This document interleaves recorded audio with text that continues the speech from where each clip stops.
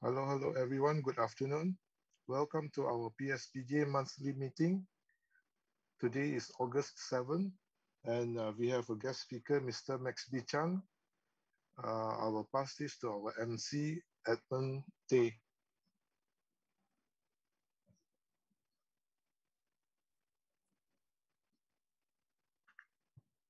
All right, good afternoon, everyone. Yeah, so is my screen presenting? Yes.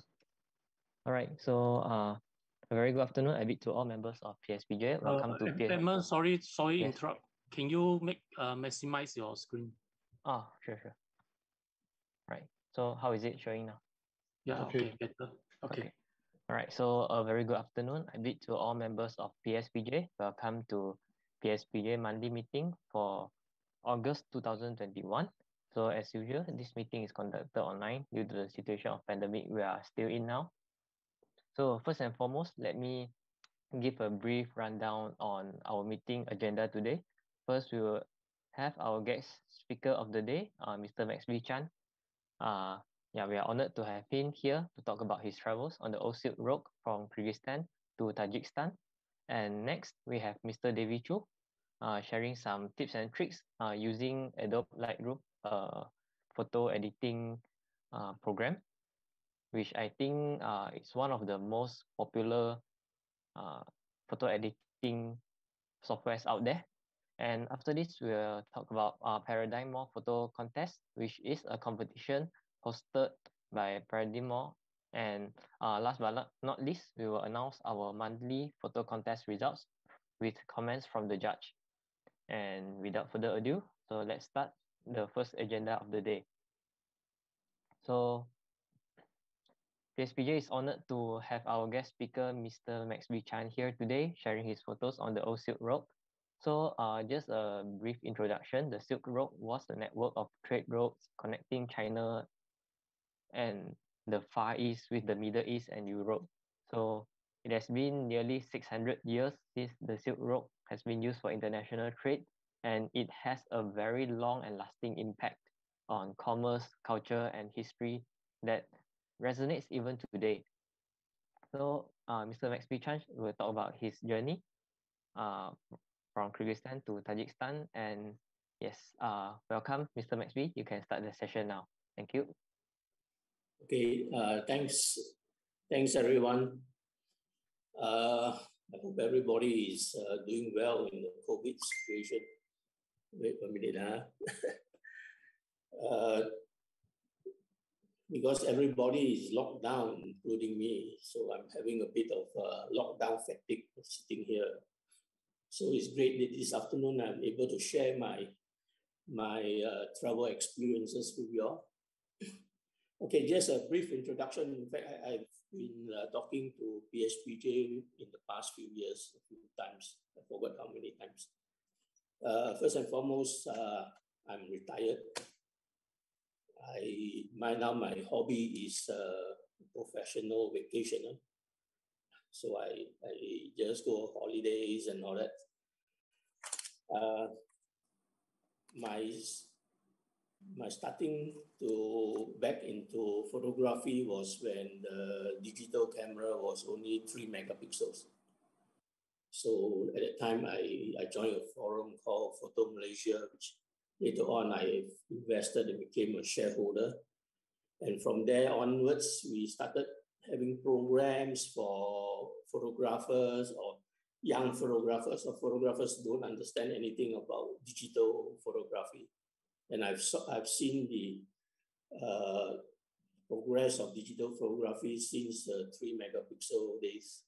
My first camera was a Nikon 995, CP995. I don't know whether I still remember all this. So in 2009, Yusuf, Hashim, and myself, we started to travel around the world. We started off firstly with Siam Reap, and then later on we go into other places. So at that moment in time, personally, I have tried to design my trips according to a very popular travel site called Net Geo Travels. I think most of it heard about it. So Net Geo Travels will bring photographers to have experiences all around the world. And that was the target which I am aiming towards. So I don't bring photographers to take photos for competitions, photo competitions or whatnot. But most of my travels were designed according to Net Geo Travels. And Net Geo Travels was the most expensive travel company for photographers. And that's why when I started designing this, I designed the things that follows them, but we have Asian prices or Malaysian prices, which is actually about half or a third, a fraction of what Net Geo actually charges. And I've been doing that since 2009 until now. Now on the Silk Road, I've traveled more than 10 years. Every year I will go on the Silk Road, all the way from Xi'an, where the road's supposed to start, and ended up in the Central Asia and Pakistan. So today I just want to talk about a journey of this trip to Central Asia, which is actually 2 trips combined. Each trip is about 14 days. So actually it's a 28 days worth of journey. Okay, now I can do up the slides. Wait 1 minute, let me share my content.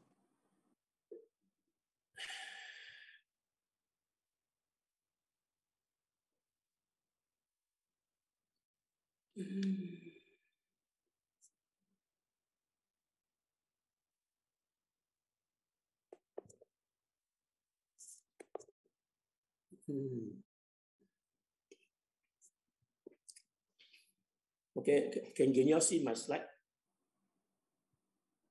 Yes, we can see it. Yeah.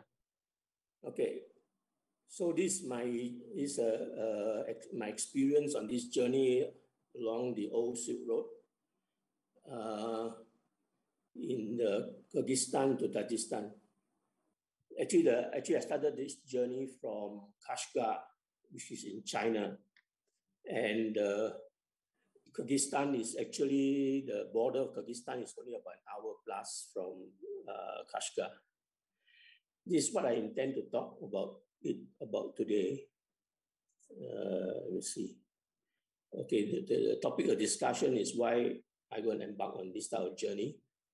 Then the journey itself, the preparations for this journey, because it's a very long type of journey, so it needs special preparations like packing leaves, camera equipment. Okay, without much ado. Now, the reason why I embarked on this journey was started actually at 4 years old, when I was listening to Radio Fusion. I don't know whether you all can still remember that, or some of you are too young to remember this. And at every 6 o'clock, there is a program, Cantonese storytelling program by a very famous storyteller at the time. His name is called Lei Taiso, You Big Stupid.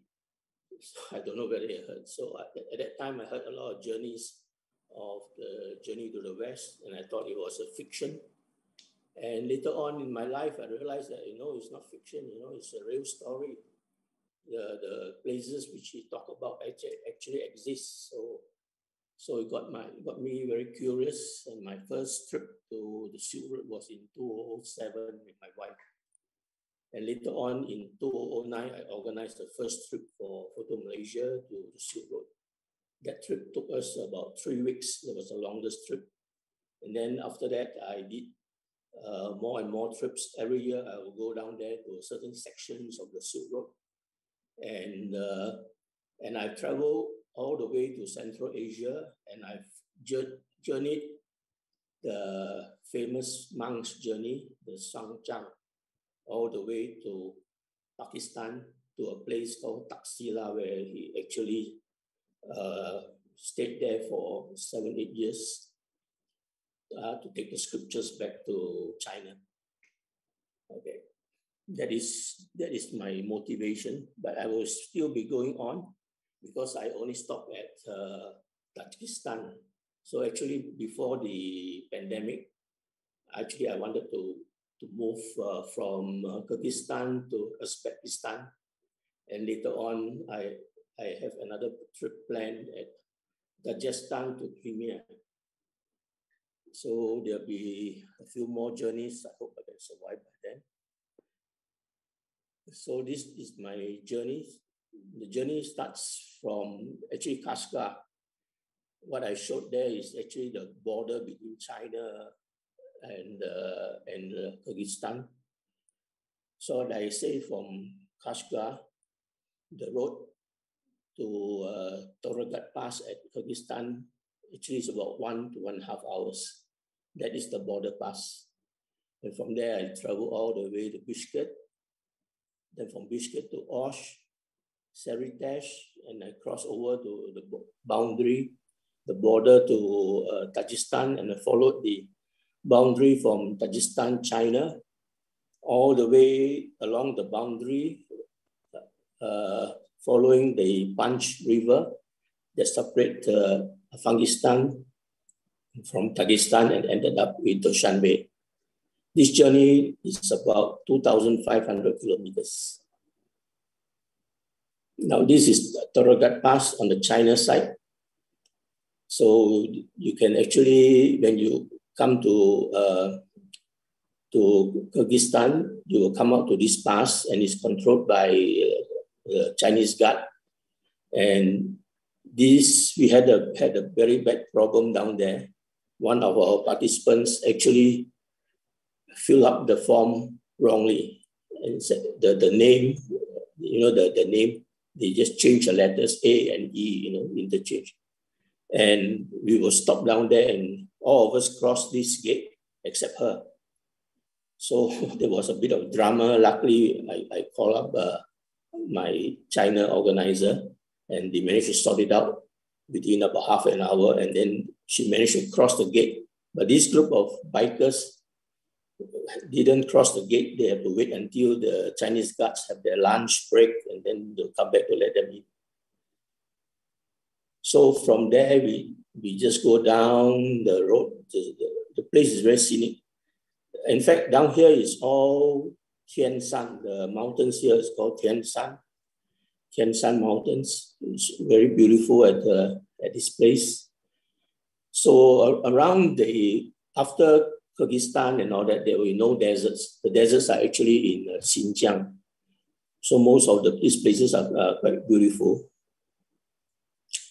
And this is where we stayed in all these girl tents. There isn't any accommodation actually in Kyrgyzstan, because Kyrgyzstan is still not ready for tourists, but it is ready for people who can stand this type of tough lifestyle. We stay in this type of tents. And this is the tent where the kitchen is inside the tent, and you have a dining room inside together, inside a tent. And the type of food that we eat, because Kyrgyzstan are Muslim, in fact, a majority of them are Muslims. So down there, they always serve fruits and nuts as a first course. And then later on, only the main meals. The main meals are actually sometimes mashed potato with mutton. Mutton is the default, the meat of default down there. And this is the place where we stayed, and then from there we went down to see a caravanserai at Tashrabat.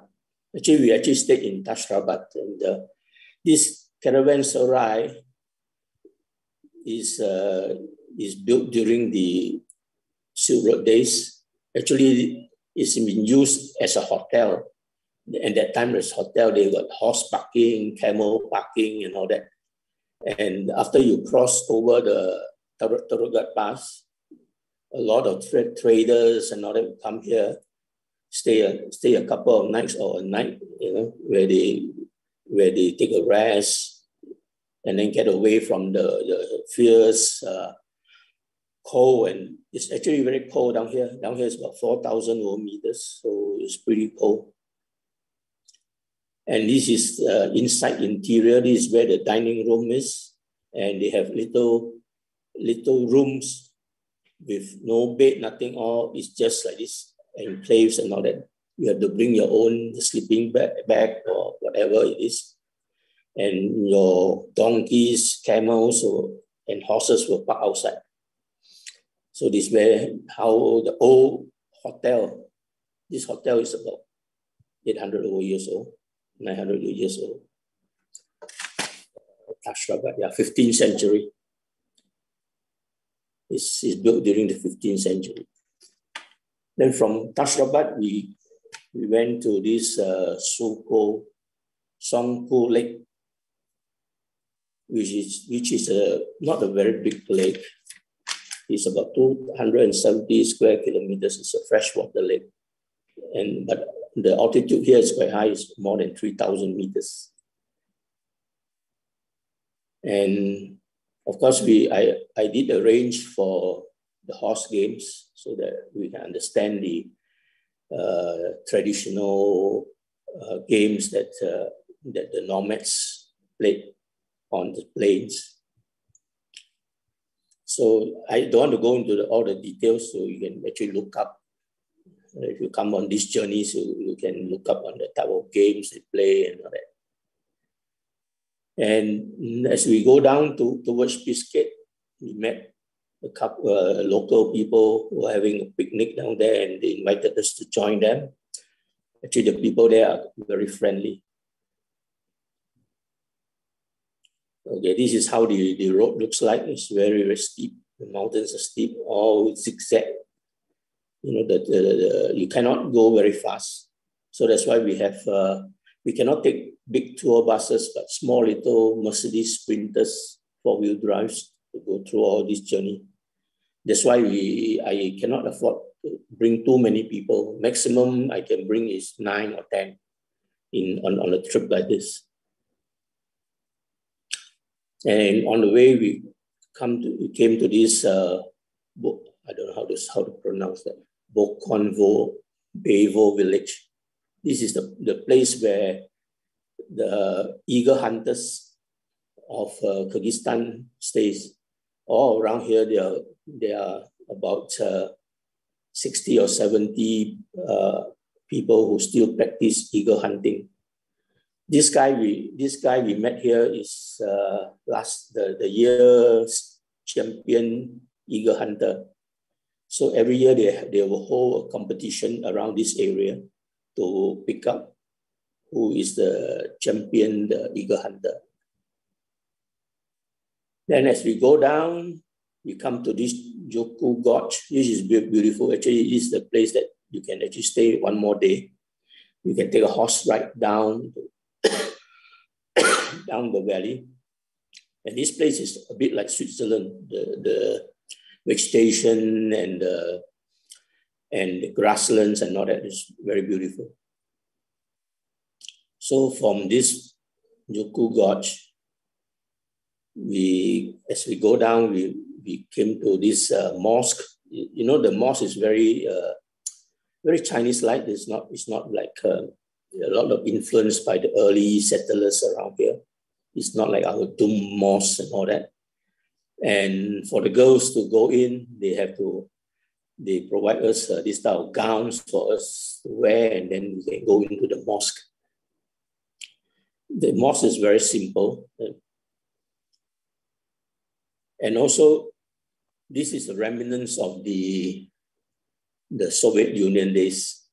During the Soviet Union days, they have these Orthodox Christians, Orthodox Catholics. So they have this mosque, timber mosque being built all along the way. But since the Soviet Union disintegrated or broke up, all these mosques, all these churches are actually not being in use. There are very few Russians left. Still, there are Russians in Kyrgyzstan, but there are very few. And as you come to Bishkek, this is the presidential palace of Bishkek, where supposed to be the home of the prime minister. And this is the Alatu Square. This is where most of the tourists will come to this place. This is the famous square of Kyrgyzstan, of Bishkek. And also there's a state museum. So Bishkek is actually quite a modern capital. You can see beautiful buildings, but there are still a lot of remnants of this Russian language and culture and artifacts. And when we hit Bishkek, that particular day, it was Hari Raya Haji, and we went to the National Mosque, and it was a very small mosque. But then the people actually stayed outside the mosque. There are more than 10,000 people here. They were actually praying for the Hari Raya Haji. So it's a very beautiful sight. We went there in the morning to take a look. And this is the scenic Tian Shan Mountains. At the back of it is Tian Shan Mountains. This is how it looks like, with a lot of greeneries and the plains. And you don't see any trees because it's pretty high. Here it's about 2,000 plus meter high. So from Bishkek, if we go down to Dushanbe, that is where our next destination. Along the way, there were no hotels. No hotels, just a lot of lodging houses.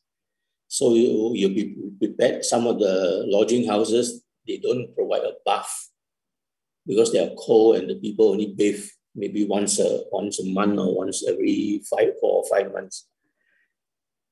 But this particular lodging house is in Aslanbot, has a bathroom. So we were actually hosted by the local people, the local residents of this place. And the rooms were actually at these houses at the back here. This is the host actually give us all the meals from breakfast, lunch, and dinner. So what I've been doing is that I lead the group actually to experience the local culture as we go along. It's more important than if you just bypass it, just go for scenic photography and all that. But understanding culture is crucial in this type of photography experience, especially road trips. And this is on the way from Assam Bluff all to Tajikistan border. You can see all these scenic views. And we came to this place called Uzgen. In the Silk Road days, this is actually a mosque with a minaret. But this minaret was the highest in the whole area. And then travelers, Silk Road travelers from as far as 10 kilometers away can actually see this monument, and they can head towards this place. And there is a very active, there was a very active market here for people to stay in, relax before they continue the journey. So along the way, you can see towards the far 3/4 of the way, there's a river. You can see the river down there. During the Silk Road days, the travelers will travel along the banks of the river. The reason is because there's water. They don't travel on land unless it's necessary. I mean, away from the river unless it's necessary. because most of them, all of them actually need water as they travel along, because they cannot carry a lot of water. So they will depend on the river for water and all that as they go along this journey. So this place is actually where just now the minaret was. And you can see if you travel from far end, 10 kilometers away, you can actually see the minaret and you know that, okay, this is the place that you stop. So this place is in Osh. Now, Osh is actually a very ancient town along the Silk Road. It's about 2,000 over years old, and or more. And the market down, this particular market is actually more than 2,000 years, about 2,000 years old. It's been there since then. And they sell almost a lot of things from fruit, food, clothing, everything. But today, most of the clothing and other like electronic equipment, electrical equipment comes from China. Last time it used to come from Russia, but now it comes from China. And from Osh, actually Osh is a very important place. From Osh, if you turn left, you go to Tajikistan. If you turn right, you go to Uzbekistan. So this is actually the crossroads for the Silk Road travelers in the olden days. Then if we want to go to Tajikistan, so we have to come to a place called Saritesh. Saritesh is actually the start of the Pamir Mountains. You see the mountains at the back is so beautiful. Actually, for the Pamirs, it's the most beautiful mountain range I ever been. I've been to the Himalayan range in Nepal, the Tian Shan Mountains, the Tibetan Plateau, and now this Pamir, and also the Karakoram range. But the Pamir Mountains is the most beautiful. Now at this particular place, we also were staying in houses like this. There's no bathroom at all. So if you want to go to this type of trip, you have to be prepared. There will be many days that you can't take a bath. So from Saritesh, this is the border between Kyrgyzstan and Tajikistan. This is how it looks like. The whole Pamir Mountains are here. The Tian Shan Mountains are way before.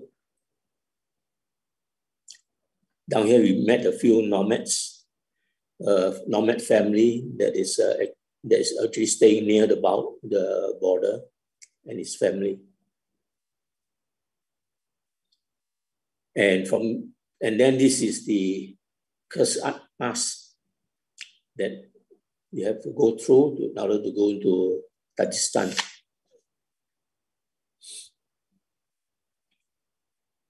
This is just up because we couldn't take photos at the immigration checkpoint, and it was quite messy at the immigration checkpoint because there are a lot of guards and all that. They actually forbid us to take photos, but this is just after the checkpoint, and you can see Kyrgyzstan is at the back. This is towards Tajikistan, and there's a lake here. It's called Karaku Lake. On the left-hand side, with all the fence. On the other side of the fence is China. On this side of the fence is Tajikistan. So we actually stayed in the Karaku village for a night. And altitude here is a Karaku Lake, by the way. It's about 4,000 over meters.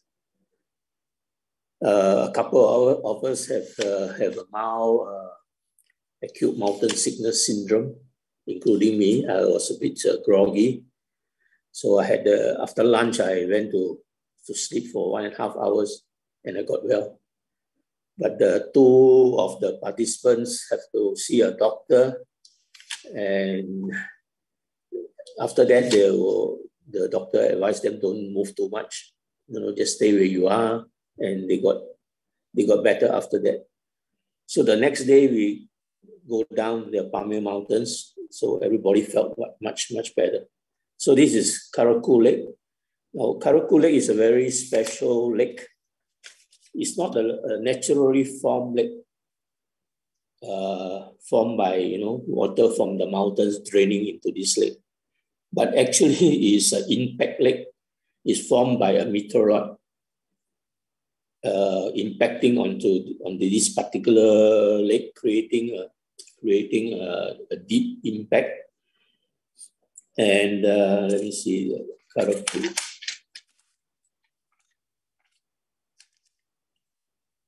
So this Karaku Lake is actually 2,000 square kilometers. It's quite a very big impact lake. And the water doesn't run anywhere. So that's why the water is very brackish. Very little fish will survive in here.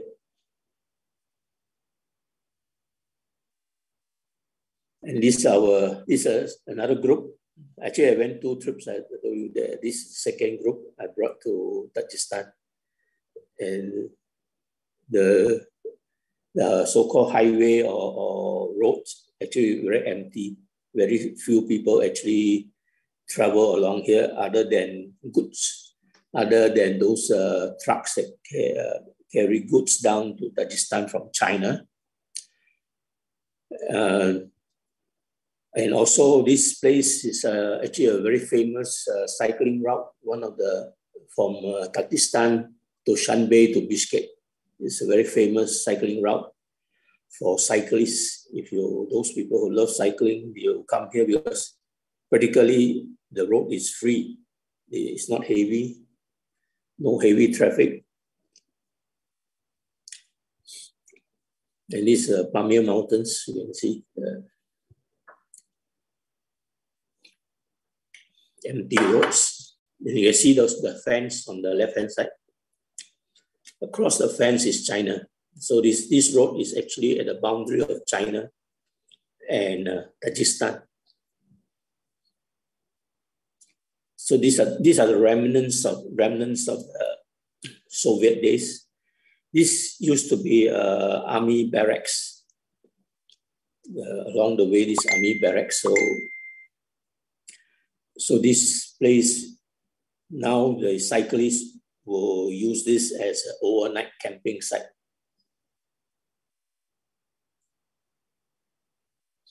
Then as you travel down, these are the sceneries that you can see. Actually, it's very beautiful. Those who love sceneries, mountain sceneries and all that, this is the place to be. The most beautiful mountain range I've seen. Again, this is the scenery along the range. The mountains here looks very short, but they are actually about 6,000 meter high, 5,000 to 6,000. It's just like the Himalayan range. Any mountain less than 6,000 meters has no name. There are so many of it.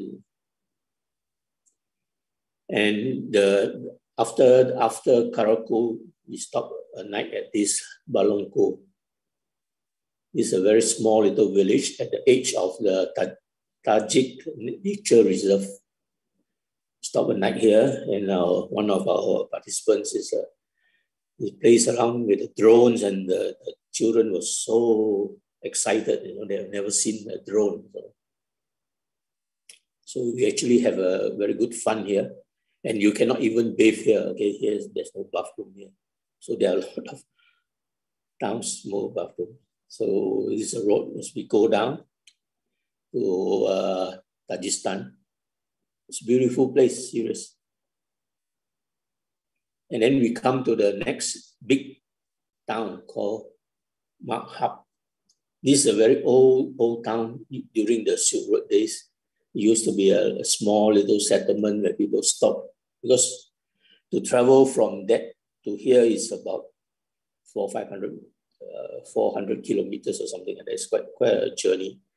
And this is the house we stayed in, you know, this type of house. We stayed in here, and they provide us food and accommodation, and of course there's a toilet, but there's no bathroom. And this place is all this bazaar is actually made from Soviet containers. You see all the containers as a container market of all sorts. So the people here actually is quite poor. Tajikistan is actually the poorest of all the Stan countries after the Soviet broke up. So this is quite a poor country, and most of the men around here actually work in Russia and work in surrounding areas, some in Kyrgyzstan, some in Kazakhstan, and some in Tajikistan. And mostly women folk are left around this region of the journey.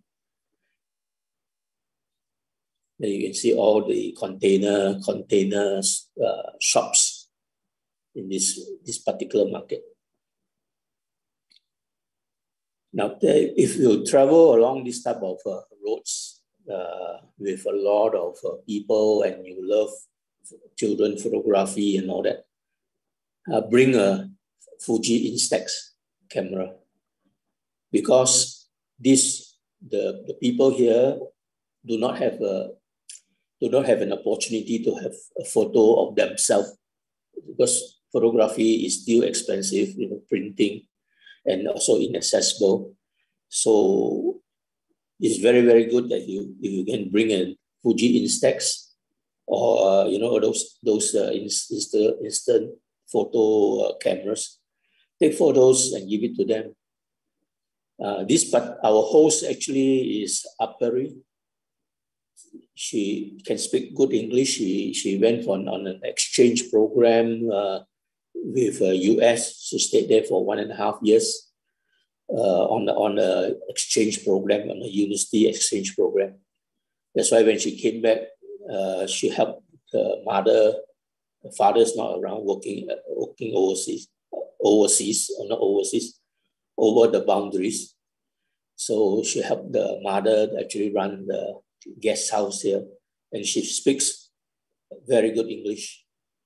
Last year she got married, and she communicated with me that I wish her all the best.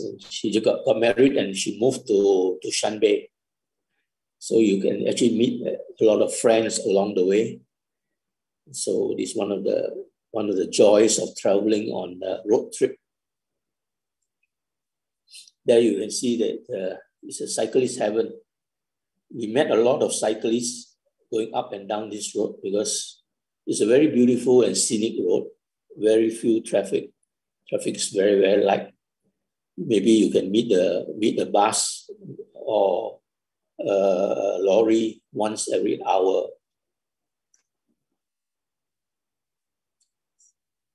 This again on the plains of the Pamir Mountains. And as we travel down, we can see nomad families like this, taking care of their mostly goats and yaks. Now this is a very special boundary stone. It's the boundary stone where Pakistan, Afghanistan, and Tajikistan meet. So if you're on the left-hand side, if you look on the left-hand side, is the Hindu Kush, is actually Pakistan boundaries here. And opposite is Afghanistan, the one that right opposite, and where I was standing is Tajikistan. So this is the boundary for 3 nations. So from here, we left the Chinese border, and now we are traveling along the Afghanistan border. And we came to a little, from there, this is our next stop. The next stop is in Langa. It's a very beautiful valley.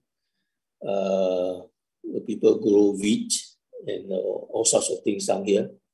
And it's very beautiful. And this is the house that we put up in. It's a house made according to the Muslim principles with 5 pillars. This house is about 600 years old. And this woman was telling us the story about why the Tajikistan men, all of them actually moved out of this particular village and work overseas. And also the social problems that occurred because the men, when they work overseas, they will find, even though they've got a wife here, they will find another wife at the place of their working. So a lot of social problems with the girls who are married and abandoned here, and then their families, they're abandoned down here. So we have a very good chat with her. And she showed us around the house. It was very, very beautiful. Seriously, I've never seen a house that is built according to Islamic principles. Then from here, we go down the valley. The houses are still bridged. And then the river right in front of me is actually the Punch River. And across the Punch River is Afghanistan. So you can actually swim across. The boundaries are very porous. For 2-3 days, we've been traveling along this river, and we don't see any security guard or anything down there. You can just take a swim across. There's Afghanistan. You know, it's not very far away. It's about 100+ meters wide. That particular river. And this is the on the way we came to this Yam Chun Fort.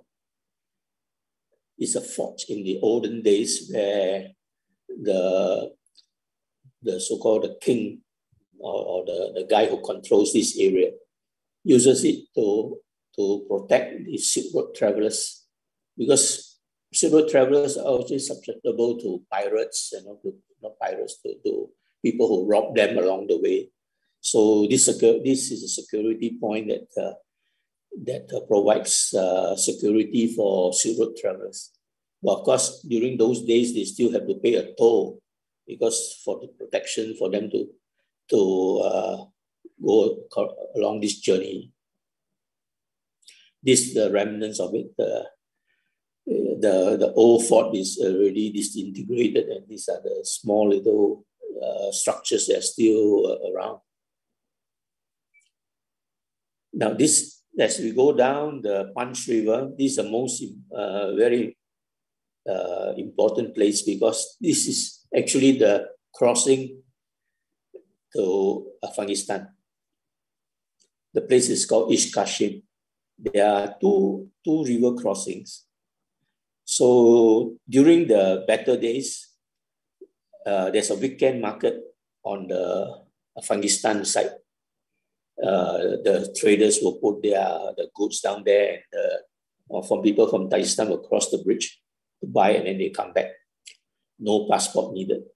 But because of the war in Afghanistan, they just blocked the bridge. So you can see how porous the boundary between Afghanistan and Tajikistan. So just about last week or week before last, when the US withdrew from Afghanistan and the Taliban were fighting against the present government, a lot of soldiers actually crossed the boundary, this particular bridge, to come to Tajikistan to avoid the fighting. That's what I was told. So this is a very significant bridge. So as you go down, you can see these Pamir Mountains. We actually followed the Punch River for a couple of days. And we met, in fact, we meet a lot of people along the way. This is one of the girls that give me a very good impression, especially this particular Billy goat, the white Billy goat, was her pet. And the family actually looked after a herd of goats. And you go further down, you come to a significant town called Korok.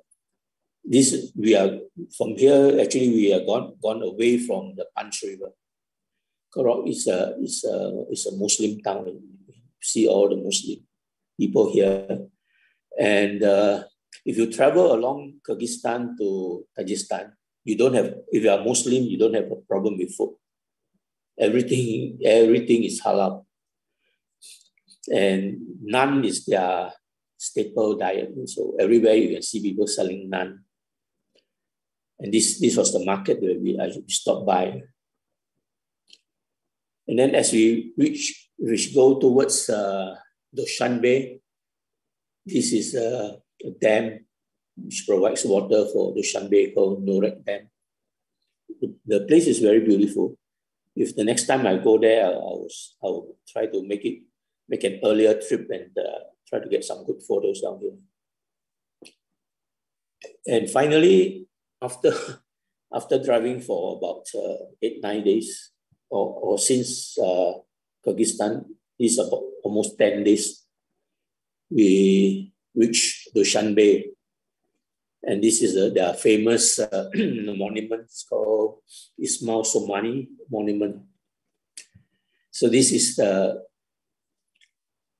capital of Tajikistan. From here, we flew out of Tajikistan. So this the journey is a very brief journey. Actually, it's very, very interesting. If you love people, you love history, you love culture, this is a place to go. And this place has not changed for maybe 1,000 years. The people are still dressed in the same type of attire. The roads are still dirt tracks. You can still see donkeys, sometimes camels or horses using those road tracks that's been used for thousands of years. So the next thing I want to touch on is now how I'm going to prepare for this type of trip. I know not many people have a chance to go on this type of very long trips, and especially with this type of tough conditions where it's cold and it's warm at the same time. There are some places that are very cold, some places are very warm. So over the years, I came out with the good packing list. So whatever I don't need, I don't bring. And a lot of people was finding it very funny that I could travel with about 12 to 14 kg of luggage.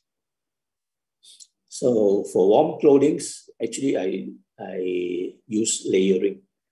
I layer a lot. So most of the time I'll have 2 layers or 3 layers.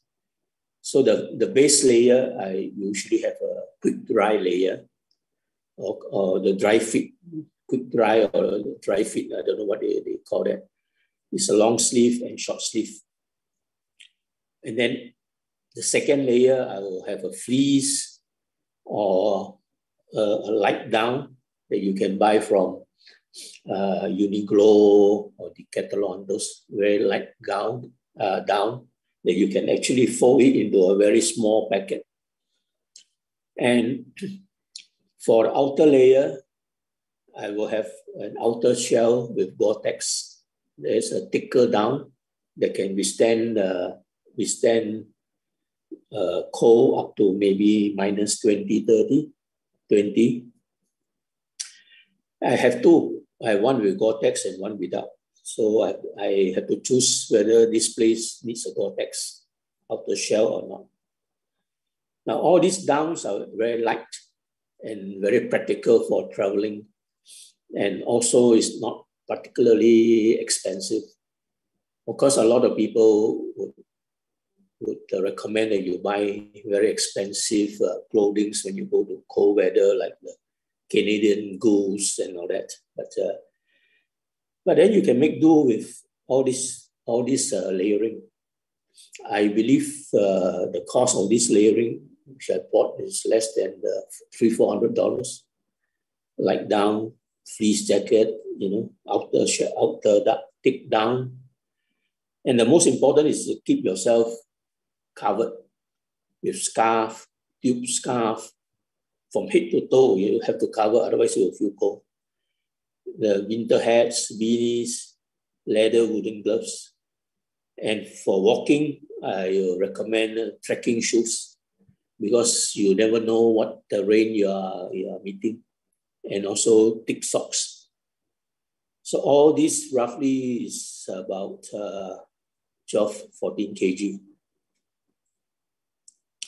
And that includes all my other things, like I will usually take 3 pieces of long sleeve inner layer and 2 pieces of short sleeve, because sometimes you come to a very warm place that you can't wear long sleeves. Long john is actually very optional. Some people like long john, some people don't. So I seldom bring. I only bring 2 pairs of pants, including the pair that I wear. One is a pair with a fleece lining. The other is just a normal pair of quick dry. Pajamas, 2 pairs, and my pajamas are very light actually. So underwear, I always bring about 4 pairs of quick dry or disposable. Disposable is also good if for some people. And the most important, I always bring a piece of fat washing soap, not the powder. The powder I've tried, the powder is very messy. The piece of soap, washing soap, only costs 1 ringgit. In any store, actually you can wash all your clothes along the way. And most of the places that I wash, the quick dry clothes, they dry within the overnight. It's not a problem. So washing is a must. If you want to travel this and you are traveling light, you need to wash. So others I will bring like Maxson, soap, sometimes soap, the small pieces of soap that I get from the hotels and all that, soap, or bath gel. And then shampoo is a must. If a small bottle of shampoo is a must, because some of the places where I cannot bathe, at least I can wash my hair. I've got this peculiar habit, because if I don't wash my hair, and I feel that very difficult to bathe. And also wet wipes. Wet wipes are very important. For places you can't bathe, so you can have a chemical bath, the so-called chemical bath, where you use wet wipes to clean yourself. Sunblock and multi-use knife. This is the packing list that I do. Now this is equipment list. Now equipment list, I also try to string it to the lightest possible. So I usually travel with 2 camera bodies and a small point and shoot camera. Optional, but I most of the time I travel with my Ricoh GR3 or Ricoh GR, because it's very convenient, because some scenes you don't want to be pointing a big camera with a big lens at the people. A small little point and shoot camera actually works wonders. And also the Fuji Instax camera, which I've earlier talked about. This is the conversation opener. That means with this you can have a lot of friends, especially with children, with adults, and all these type of words. You take a photo, give it to them, and you make a lot of friends. And nowadays, because of the new technology and all that, I also travel with a video camera or GoPro, but most of the time I travel with a Sony FDX 3000. And for people photography on this style journey, I always have 2 to 3 lenses, 2 to 3 lenses, 2 camera bodies with 2 lenses, and then another additional fast lens, you know, is 1.8 or 1.4 lens. So my lens actually range from 15 mm to 200 mm. And I travel with a very light carbon fiber tripod. So I also took along a tabletop tripod, basically for the video cameras to do like time lapse and all that, which I'm not good at, but trying. A selfie stick nowadays, everybody wants to see their face, you know, on whatever posting. So selfie sticks, polarizing filter, gradation filter. I use DC. Last time I used to use Lee filters for gradation filter, but I find them very easy to scratch, and mold actually forms around the filter, and it's also pretty expensive. So Nisi filter is actually glass filter, and I don't have problem with it. So a 0.6 filter is actually very good. It's actually, it'll take you a long way. And I have a small flash or continuous light, depending. So continuous light is, I also have a small continuous light.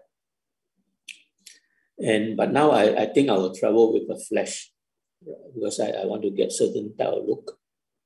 And a torchlight, a camera vest. Okay, camera vest is actually, a lot of people say, why you take a camera vest? Actually, it's very, very important. Because if you travel to so many different airports, some airports have different requirements. Sometimes they allow you to take a camera bag and a backpack along, and then the camera bag they don't weigh, they only weigh the backpack. So usually I have a camera bag, a shoulder camera bag, and a backpack. So at some airports, they weigh everything. Now, if they weigh everything, I think I'll be overweight because my camera bag is relatively heavy, and also the backpack is about 7 kg. You know, it's already max.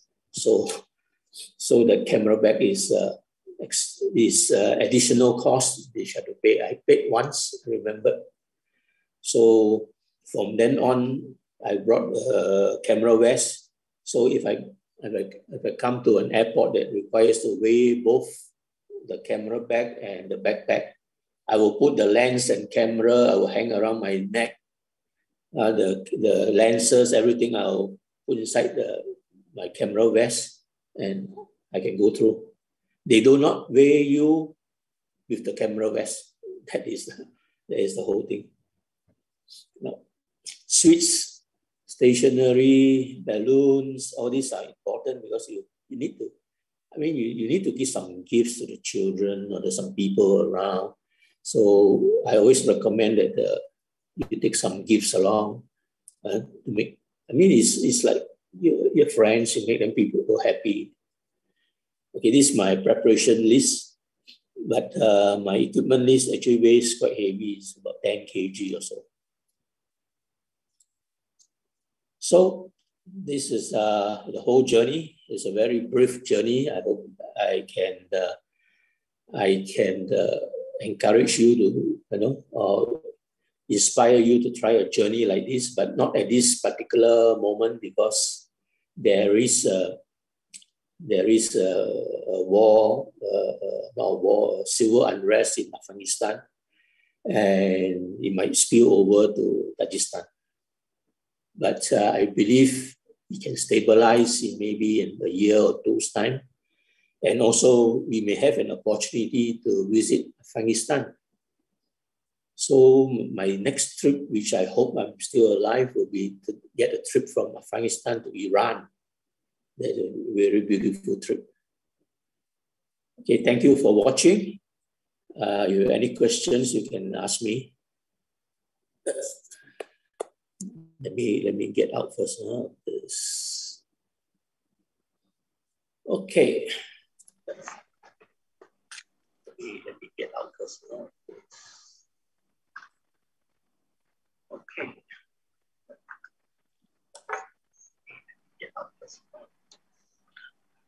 Thanks, Maxby. Is there anyone got questions can ask now? Thanks, Maxby. Yeah. Yeah. Is there anyone got questions can ask now? Thanks, Maxby. Yeah. Is there anyone got questions can ask now? Thanks, Maxby. There is a Facebook person, Tan Jun Chi asked, what is the cost per person? There is a Facebook person, Tan Jun Chi asked, what is the cost per Lud, I hear there is a Facebook person. echo. What is the cost? Lud, I hear. Okay. Yeah. Okay. It's okay now. Okay. No, the cost per person for like a 14-day trip is below 3,000 US. I don't remember what figures.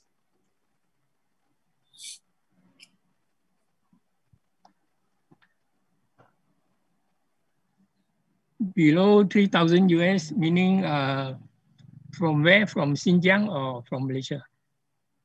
No, you have to fly to one of those places.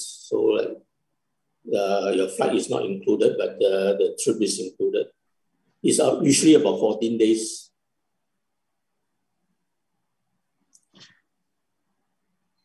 So what you have watched is actually 2 trips, not 1 trip, 2 trips.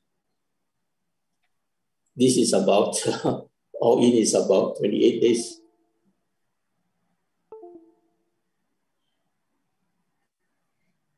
So for both of the trips, it is together or it is separate actually? Every year I just do 1 trip, 1 particular trip. So because most of the people are actually working, so they cannot take long journeys like what I can do. But that's why I try to split into trips, like maximum is 14 days. So that they can actually take for 14 days trip, including Saturday, Sunday, so they actually take 10 days leave. Or if I include close to a public holiday, they maybe take 8 days leave or something like that. I see.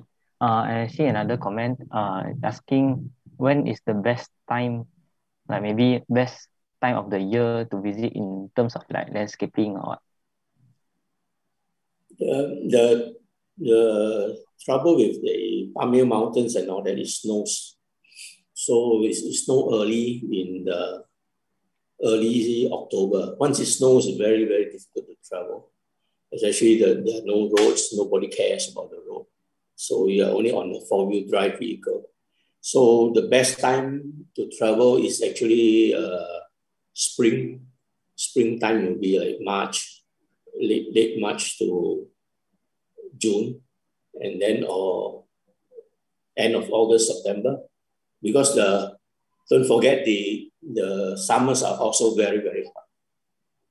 The summers are, is exceedingly hot in the region of 38 degrees centigrade. So there's a very short window actually.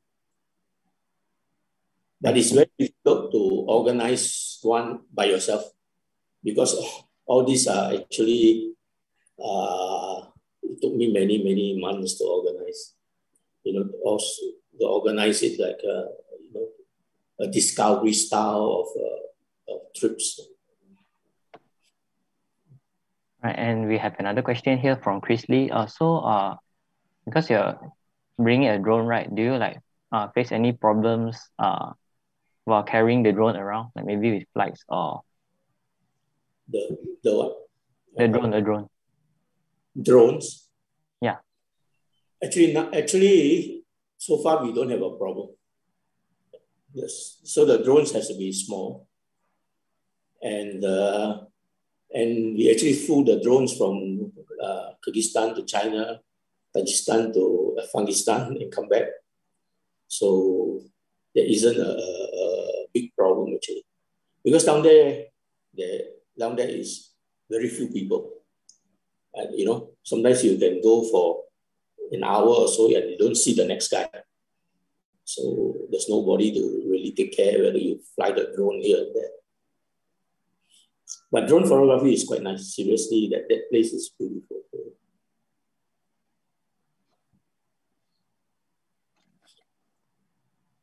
So any questions? And we have one more question from Christy. The photos seem to have blue sky and cloudy. So do you need wearing gear to stay dry if it's raining?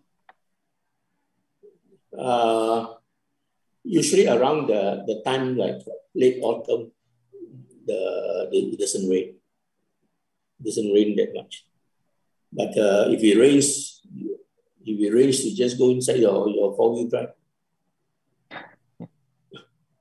You know, because we are traveling on a four-wheel drive, so if it rains, we just go in the four-wheel drive. That's it. But from my experience, we haven't seen the rain. I mean, we travel 28 days, I have not seen any rain.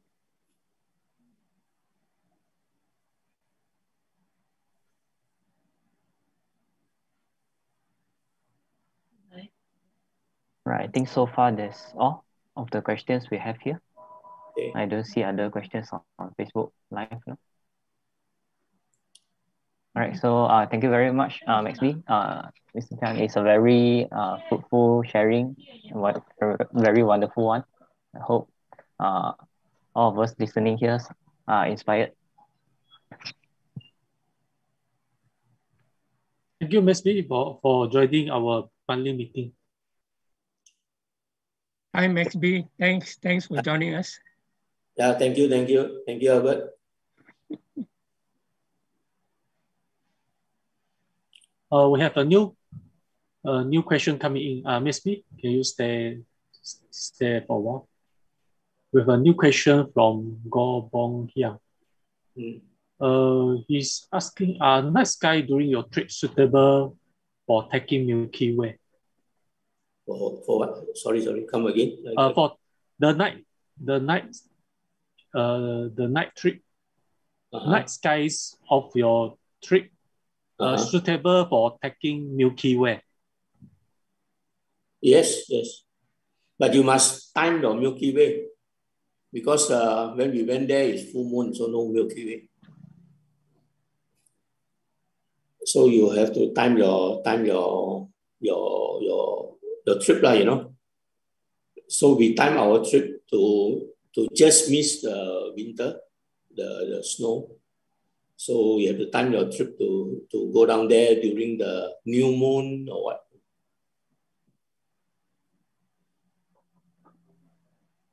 So the pollution is very low around the area? Very low pollution and also no lights. Oh, okay. There are no city lights, no nothing. Of course, there are some small little lights. Then you can walk, say a couple 100 meters away, and it's pitch dark. But the thing is that we couldn't take it because we went during there was a full moon. You know, the moon was bright, so very difficult.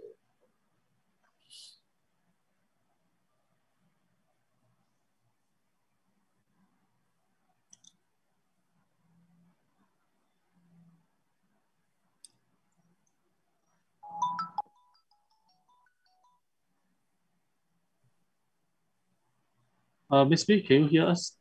Yeah, I can hear you. Oh, okay. I thought we are losing your sound. Okay, so let me check. Okay, there's no other questions so far. Everyone is really happy to see your sharing. So we have a lot of members. Thank you for your sharing. Yeah, thanks for inviting. Oh yeah, another new question from Harley. How many people per trip? Okay. all depends on transport. From Kyrgyzstan, we have this Mercedes Sprinter that can only take 10 people. So plus me, so I can only take 9 guys. And Tajikistan, we actually hired 4x4 vehicles. So each vehicle we take 3 persons. So we got 3 vehicles, 9 persons. So it's 3 persons per unit. If we go to Tajikistan, say we have 9 persons with 3 vehicles, 12 persons, we have 4 vehicles. So because most of the shooting, sometimes you get lazy, you shoot from your car, where the car stops, wind down the window and you shoot. Sometimes you get out of the car, but if you put too many people, it's really very uncomfortable. Even with the Mercedes Sprinter also, we try to have one person have 2 seats. One person have 2 seats so they can put their equipment next to them, because photographers travel with a lot of equipment. So that's why a photography trip is not cheap, because it's different from a tourist trip. Tourist trip, you can pack people into a 22-seater, you can pack 20 people in. But for us, a 22-seater, you can only pack 10 people in. And then, of course, there's a local guide along.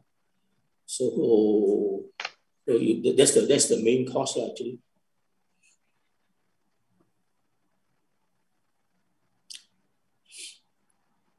There's one more question. Did the China border pose any problems if we bring drone from Malaysia to China? Do they check during the immigration? Last time, no. Last time they don't. But I don't know for now. Last time we went down there, they don't check. But now I think you can bring the mini ones. Not the mini ones, I think can get through. I don't. But the last time we went through, there was some years back, they didn't check on the drones. They only check on the batteries, not packed inside the luggage. So all your batteries, you have to take it out of your luggage and hand carry. That's all they check. Okay, thank you, Maxby Chan. Okay. I think that's all the questions we have. Next, we will go through our second itinerary in our agenda. That is, we have a sharing from. Right, next, so we'll have a sharing from Davy Choo. So Davy will talk about Adobe Lightroom and maybe share some tips and tricks on how he used the software for his photography workflow. And yeah, let's welcome Mr. Davy. Hi, everyone. Hi, can you hear me? Yes, we can hear you. Finally, it's my turn to do a sharing. Hi, everyone on the PSPJ channel. So, okay, thanks Maxby for do a sharing today. I think a lot of people are quite fascinated to go China after hearing your sharing. So, okay, today I'm going to share some Lightroom technique, which is I always use to do some minor adjustment and editing to the photo I taken. And I think Lightroom is being used by a lot of people nowadays. It's a popular software for you to manage your photos, do the basic editing. And I think by today's my sharings today probably can help you along your own techniques, which is you can apply on it, or if you think it's suitable for your editing technique, you are welcome to ask me question, or we can have some exchange for the ideas. So let's start. Let's start sharing my screen now. I've been used the Lightroom for many years, since the Lightroom started. And everyone can see my screen? Yes, can see. All the photos. Okay, I minimize. Okay. This is the series of photo I have been taken along this the years. I went into the photography, and Lightroom is one of the software I always use to do the fast processing for the photos, and I find that there's a many way to do the editing and to make the process of my photos to produce the result of it. I always use the Lightroom because I want the result fast. And Lightroom can manage to edit around, to prepare the photo around 70 to 80% of the overall process in the post-processing of the photo. Let me show you the basic one. Okay, first one, portrait photo. I think a lot of people are more keen into the portrait photo editing. So this is the model photos, and I return to develop module. So inside Lightroom, we have a library, develop MacBooks, like Sharpening, web, all those modules. But basically, I only use the library and develop. The rest I seldom use. Okay, so I just share with you guys. This is the original photo. Just let me reset. This is the original raw photo. I'm sure this is I use the Sony A7 Mark II, and this is the original photo I taken during the outing, and I use the Lightroom. Okay, the first step I always do is checking on the histogram, so I know the black zone, the black part of the photo until the highlight, so I can know I lose any detail of this photo. So I just drag the exposure bar. So when I move it around, so I can check on the shadow. Is my shadow still got detail, and my highlight? Okay, so now you can see my photo. Even the highlight still have a detail. The most brightest part of my photo still have detail. This is some quick process I'm going to show everyone today. So maybe you can try on your own photo. Okay, so for this photo, my initial evaluation is there's a pillar here which is very bright. It's brighter than the skin tone of the model. So we have a lot of pillar. So if you see this photo, the pillar is very bright, and we notice the pillar, even though the model is pretty, but we notice the pillar very obviously. So my idea is maybe I just reduce the most brighter parts, the highlight of the photo, so it balance out the highlight. And because of the sunlight very bright and the contrast of the photo, so I might increase the shadow, so I can see a little bit of the detail in the shadow part. Okay, let me turn off, hide the upper toolbar. Okay, so maybe I maximize my screen.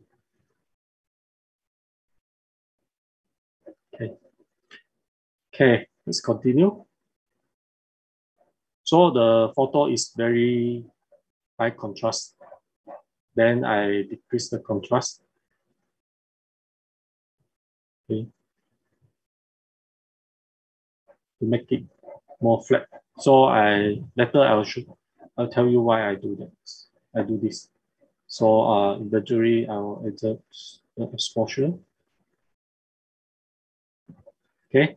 So the main point I want to share with you guys is the adjustment bar, the adjustment tools for the Lightroom, which is the crop overlay, spot remover, red eye correction.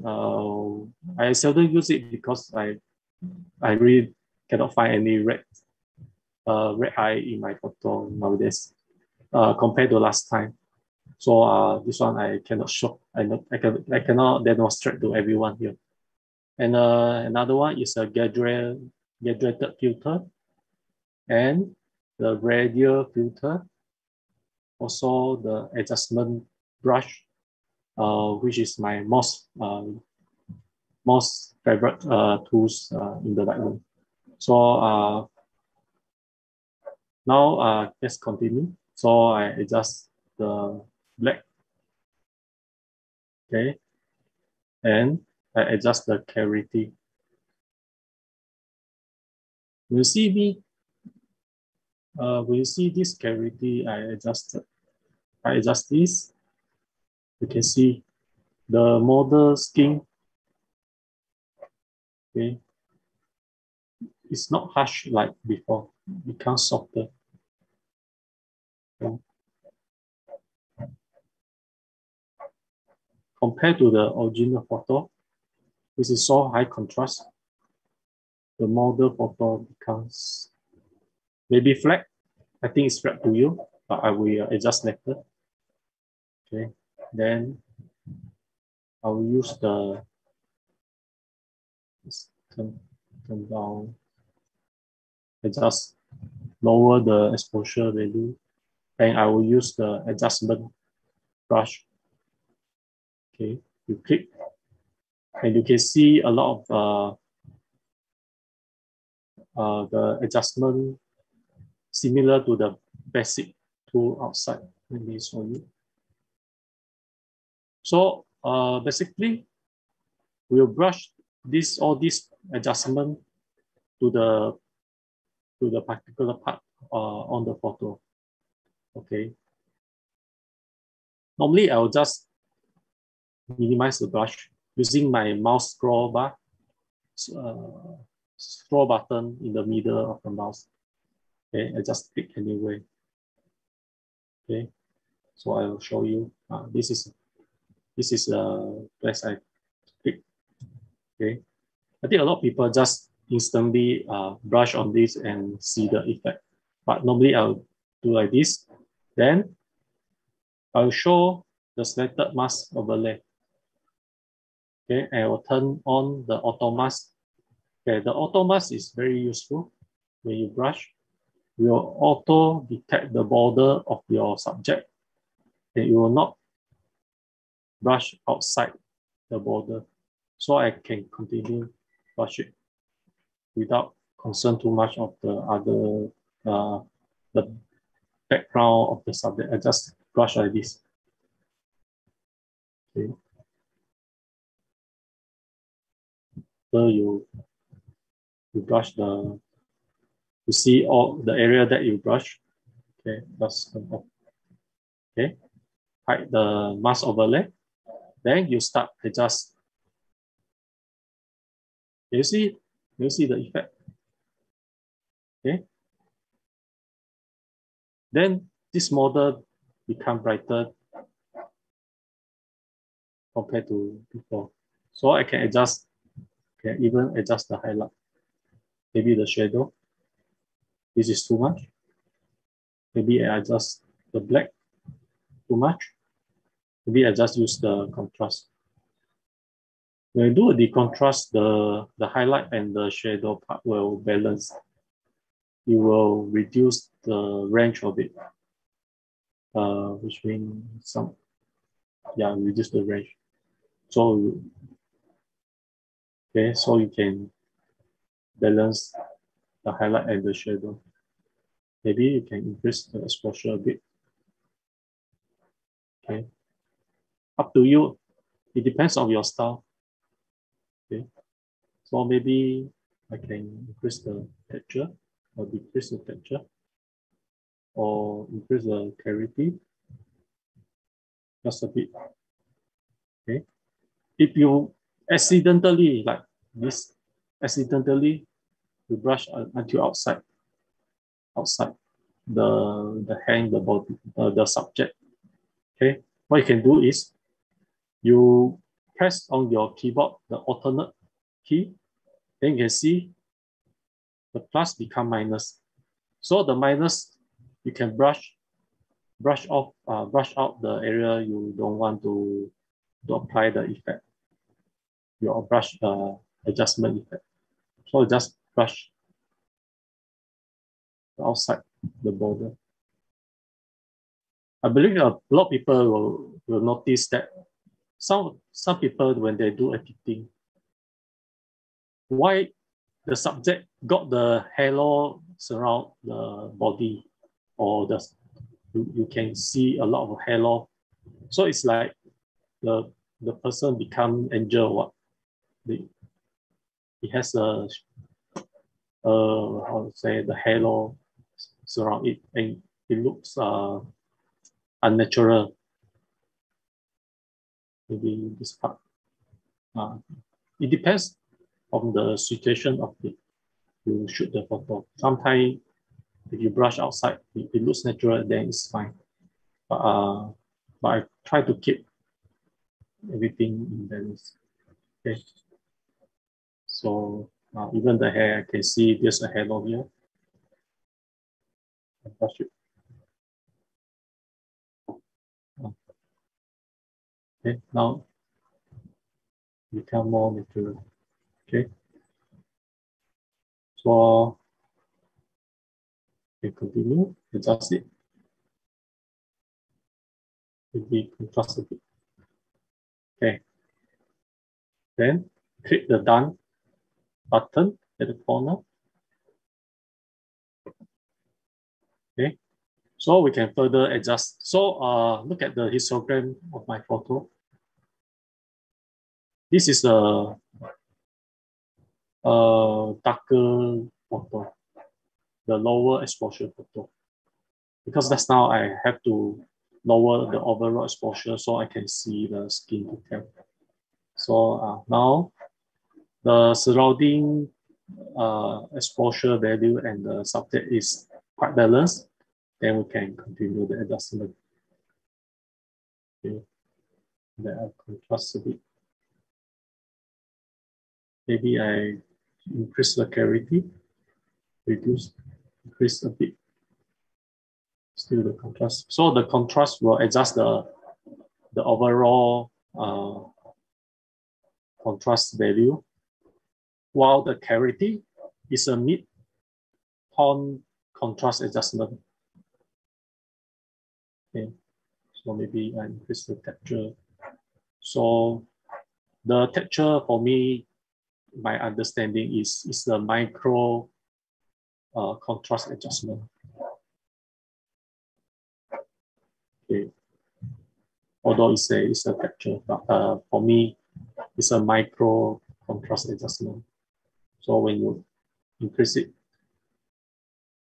it becomes sharper. Okay. Then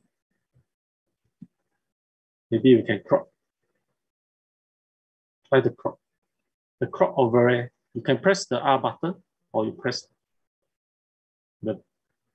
click on the first button, crop overlay.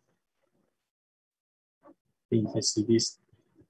Oh, so I got my composition, but I don't want to show too much of the surrounding inside the photo. So maybe I just crop tight a bit. Maybe like this. Okay.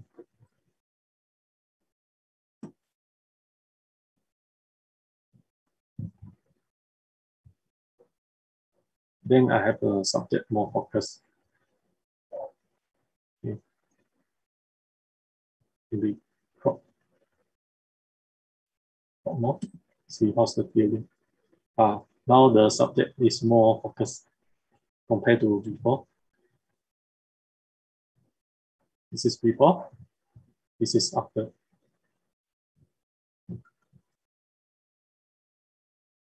Before, after.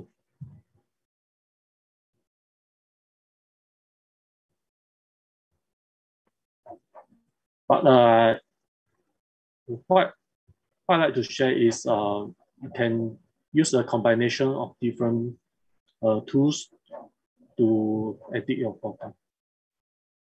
It depends, but my method is no matter what tools you have, I always get my photo exposure within the histogram when I shoot the photo. So in the post-processing, you still have the chance to do the adjustment and everything like this. Okay. And this is for how I handle the high contrast photo. So for landscape,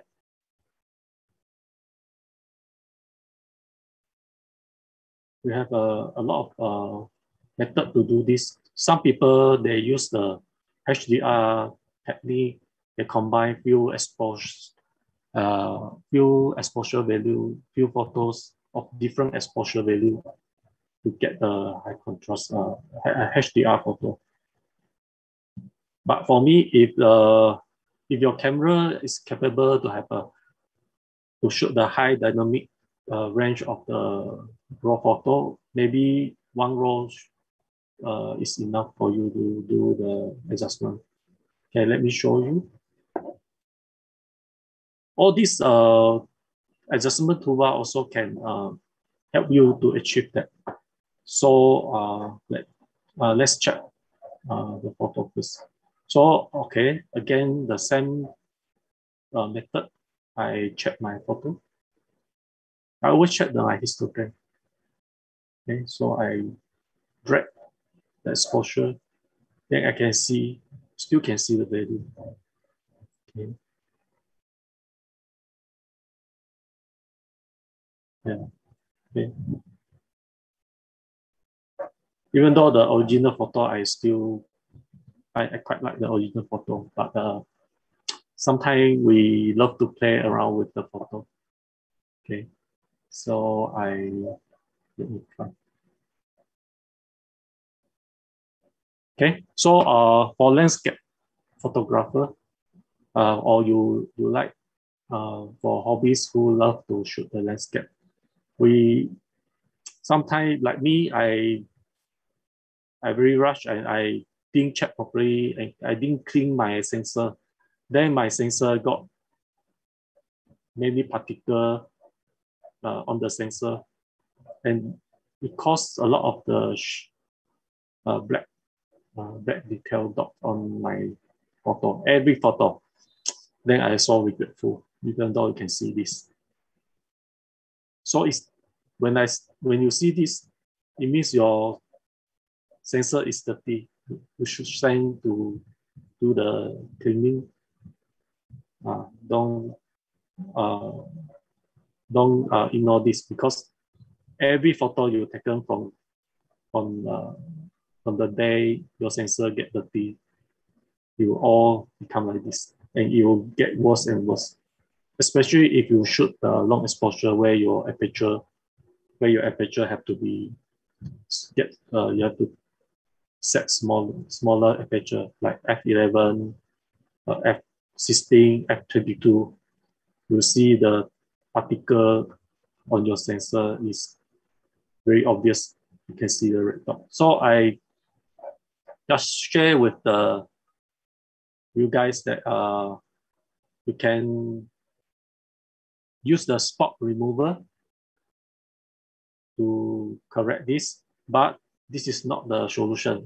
Always clean your sensor first, because one photo you can manage to edit it, to clean it, but if you go to travel, you have thousands of photos.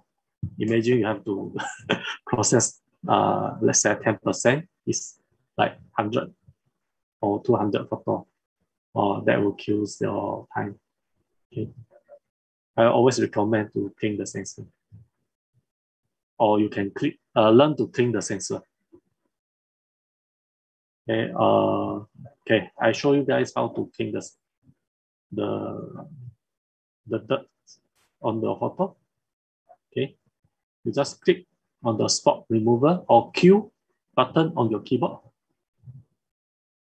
Then you see this small window come up. So you have a cloud and the healing. So normally I use the healing. So how to spot to make it more obvious? Actually, if you see like this, it's very difficult. You have to turn down the exposure, turn up, but some of the dirt and particle is difficult to see. So we have the visual spot, or the keyboard. On the keyboard, you press the A, or you check on this visual spot visualization to see the spot. And you can adjust it. For me, I just turn to maximum. Now you can see how dirty is my sensor. But sometimes it's not the dirt. It depends on the situation. You have to see what is the thing actually. Let's say this long line. I think it's a dirt. Let's zoom in. Yeah, I think it's a dirt, but it's not very obvious on the screen. Okay. It means I have a serious dirt on my sensor. So okay. So when you check the box, your photo will more contrast and harsh, and then you can click, just adjust the brush size, or you can use the bar to adjust it. Normally I use my mouse scroll bar to adjust. So if you cannot see properly, you can just zoom in. Okay. And you press and hold the space bar, so your mouse cursor will turn to the hand sign, and you can click and drag around the photo. Then it's easier for you to remove the spot. So just click, and you see I use the healing. When I click, so you remove the sensor dust. Okay. Sometimes when it didn't do the job well, then you have to you have to show the spot remover. Okay, then you can move where it copy from it to, let's say I correct this spot, then it copy from here is wrong. I don't want, I just drag around. So I click this one. So you move around. For this a lot of jobs. So now I hide it first. Okay. Let me find the most obvious one. I think this one. This one. This one. This is starter part. So you can see my sensor so dirty.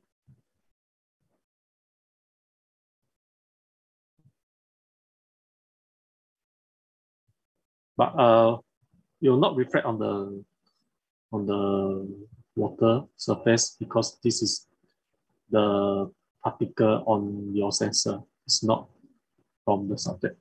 So okay, so now it's done. Okay, I turn off the visual spot. Okay, so I hide.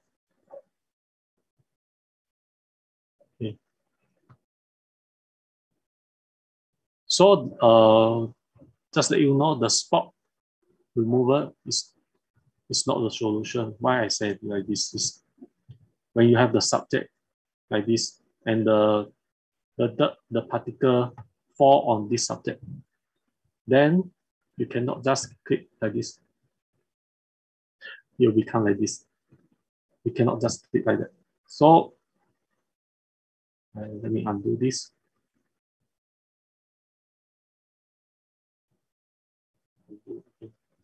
Okay. So this part, I'll leave it, and I might use the clone to do it. Okay. Like this. So the clone will use the different method. The clone is just simply the copy the surrounding area and repress it. Instead of like healing will disturb a lot. So the clone will be okay. Let me undo. Okay. Then you'll be okay. Okay. So this is the uses of the spot remover. Okay. Later I will show you for how to use the spot remover for portrait editing. So the Radial Filter. So okay, let's continue. After I clean my photo, okay, now is more clean for the look. So I check again the photo. So let me see. So it means when I reduce the exposure value until this level, you can see the highlights. This looks good to me. And when I increase until around +2, the building, the structure, the detail come out, and I can see it, the structure. Then I will stop here instead of like this. So I know around the range I want to adjust, so I can adjust other part to get the photo looks balanced and still can see the shadow part. Okay, let's try this.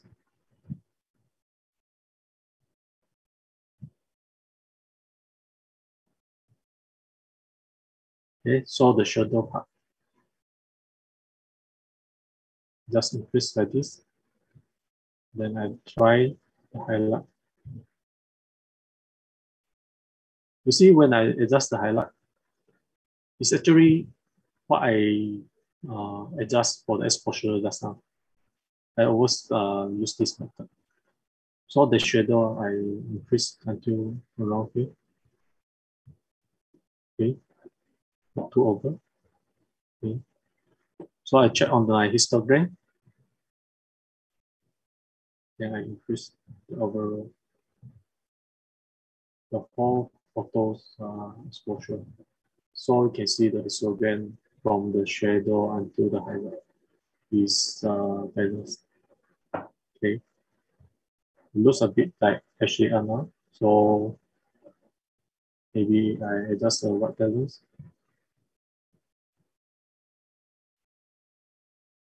Okay.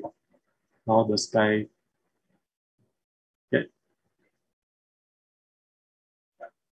get the blue and the yellow, orange, yellow color from the sunlight. Okay, maybe I adjust more to get more detail and color. Okay, then maybe I try the clarity.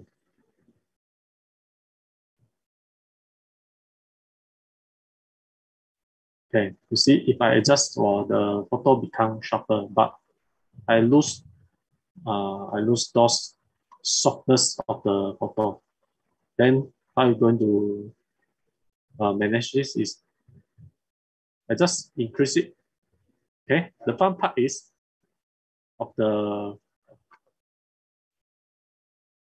clarity I frame around is, okay, you see this?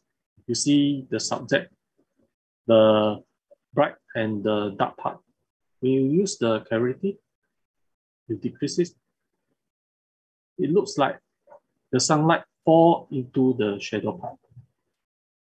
I always love this kind of effect. Okay, you see the sunlight get into the shadow part. It's like the sunlight fall into it. Then you have that kind of the softness. Okay, okay, let's maintain it. Okay, so how I going to get the shadow? Okay, let's do the assessment. Okay, adjustment for the exposure. Okay, I increase until the level I want the structure building to have the exposure that I want. Okay, now the building is okay for me. Then I use the graduated filter, or you press the keyboard for the M.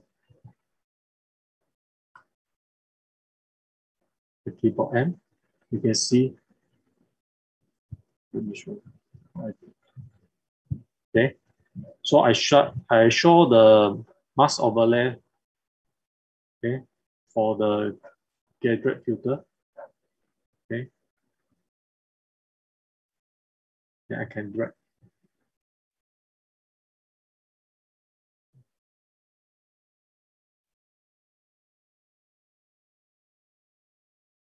Okay, so I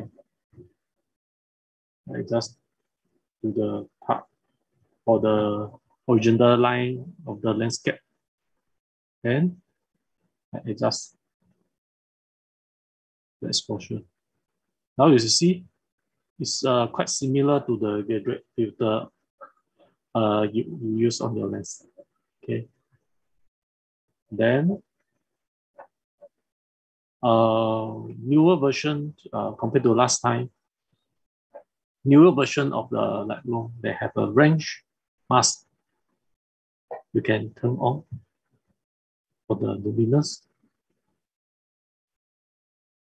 So it can show you the luminance mask, the red color one. Okay. For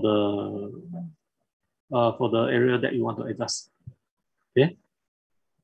So you click on the picture. You see this? Can you see what I do? Okay. So I click on the sky.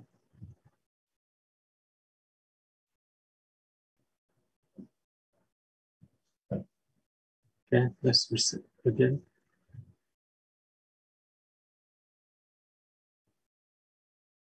Show you again.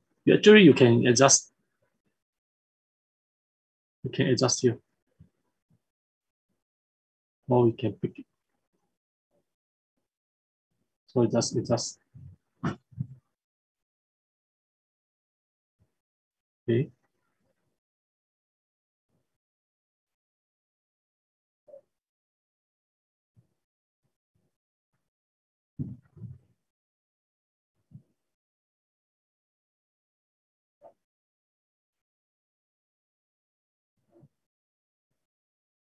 Again. Okay, let me hide.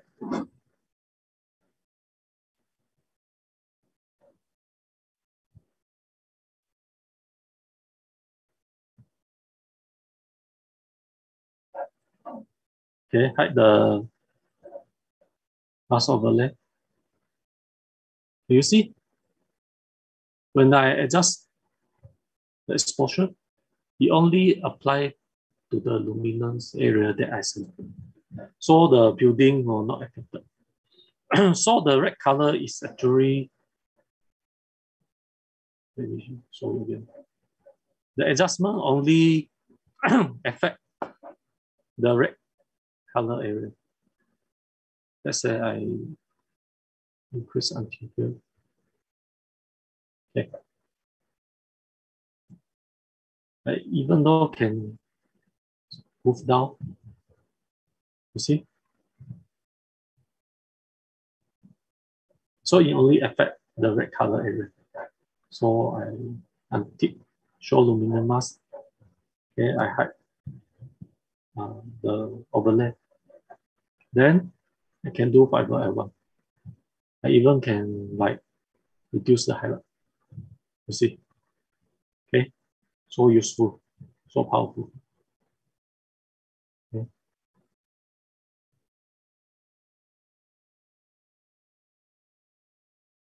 Okay. Now I get the overall exposure balance. Then I close it and go back to the basic adjustment setting. Increase the exposure. Okay. And maybe increase the texture. Maybe the clarity. Okay. Now let's see before and after. This is before. This is after. So the reflection you can also adjust. Just do another Radial Filter for the reflection. Then it will be the same. So maybe you can increase the contrast. So okay, another one is I noticed the photo is not balanced for the original line. So we can use the crop overlay to adjust the balance, the original line. So one of the method is to press crop overlay to show up, and you move your cursor at the border here. Then you adjust like this. Okay. Okay. Let me do it again. Undo. Another one is use the straighten tool. Click on it. Then you draw a line along your horizontal line. Okay. Done. Okay. Click done.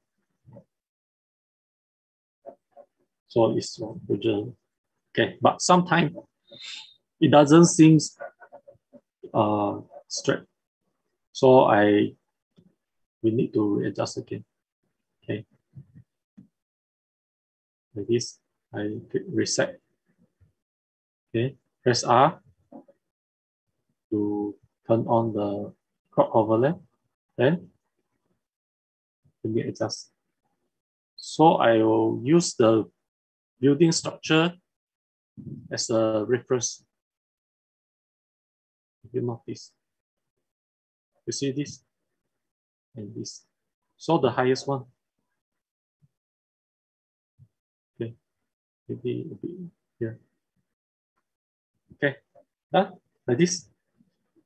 Okay, just another trick for the lazy person like me. Okay, let me reset this. Okay. If you scroll down, you see a transform. Click the auto. Doesn't look good. Click level. Click off. Okay. Click level or vertical. Or level again. Auto. Yeah, auto seems fine. But the most powerful one, I think, is a guided. Okay, let me show you. What's guided? When you click guided, there's a small we call guided upright tool. On your keyboard with Shift T. It's actually for you to draw line. Okay, I draw a horizontal line. Another one, I draw a vertical line.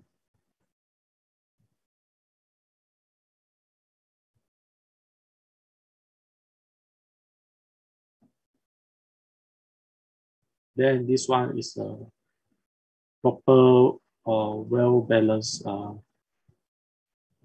photo for vertical and horizontal line. Even the side one can be adjusted. Okay. Yeah. Okay, now done. Perfect. Okay. This is for the transform guided toolbar at the tool. Okay. So the only thing that I didn't manage is I didn't frame lower so I can get more reflection. For this one, maybe I can crop like 16:9. So like this will be the landscape for composition. Okay. So I see Guang, you asked huge different got noise. Yes, of course got noise. Because I shoot around, oh yeah, I shoot ISO 50. So even though the ISO 50, I still have some noise. Okay. Because the shadow part, the light being fall on my sensor to get clean detail. So to overcome the noise, I use the noise reduction in the Lightroom. Okay, let's say this is not 100%. Okay, I show you. Still got the noise. Show you the S6. I show F11, aperture, ISO 50. Okay. So the noise, the little bit noise still appears, so I still need to reduce a little bit. Okay. Because I'm shooting raw. The noise reduction inside the camera didn't apply on the raw, so I have to do this in the. If you shoot JPEG, the noise will not appear, but you shoot the raw, the noise still appear. So I need to reduce in the Lightroom. Okay, but if you reduce the noise, the detail will lose as well. So, some minor level, a little bit detail will lose. So the noise reduction and sharpening have to be compensate for each other. So normally I do the sharpening first. Okay, so you know, you'll see how far you can adjust for the sharpening. This is over, obviously. So I will just make it maximum and reduce. Okay, until the acceptable level. Okay, also the amount of it. Okay. Sometimes I adjust the radius first.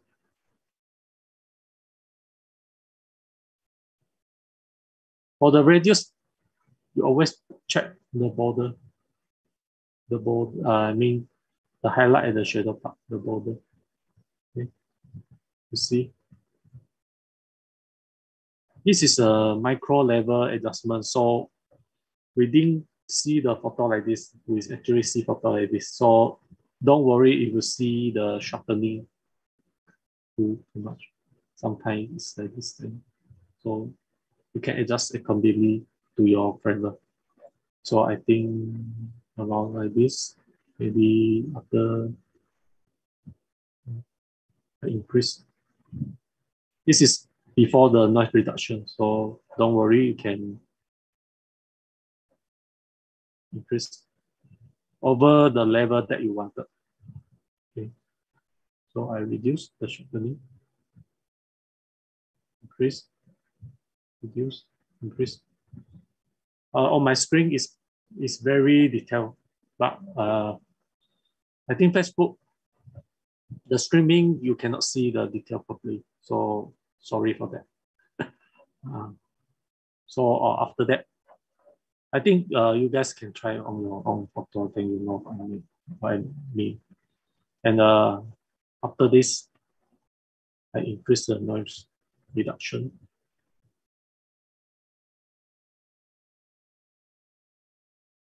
Even though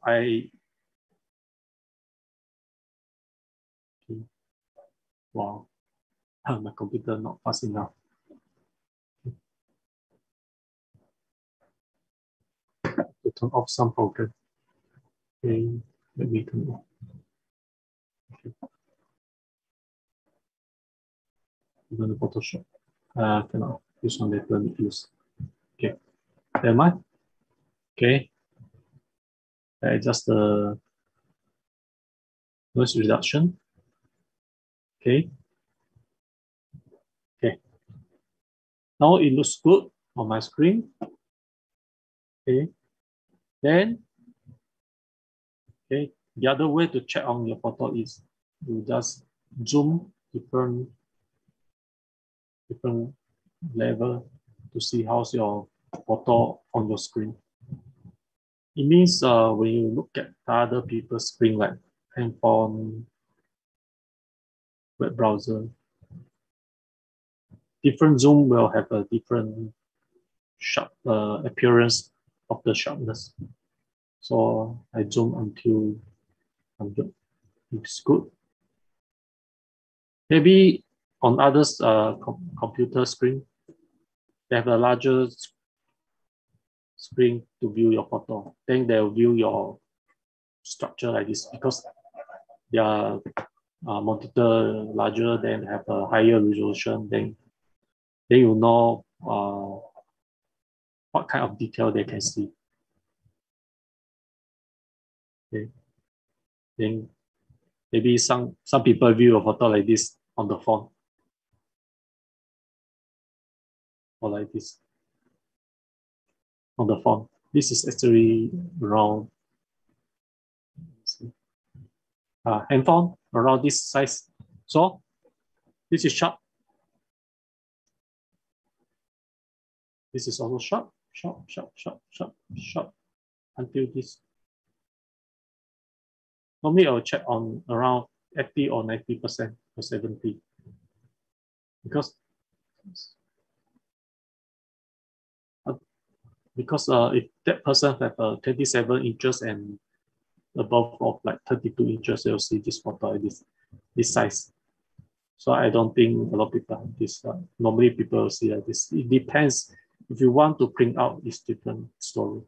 But my case is I post on internet and the sharpening I did is around this level. Even though I turn off the detail adjustment, it's still sharp. You cannot see the noise. Okay. So it depends on the situation. It doesn't mean you might adjust the sharpening. Sometimes the original is quite good already. Okay. Oh, I should turn on. You cannot see the comments. Okay.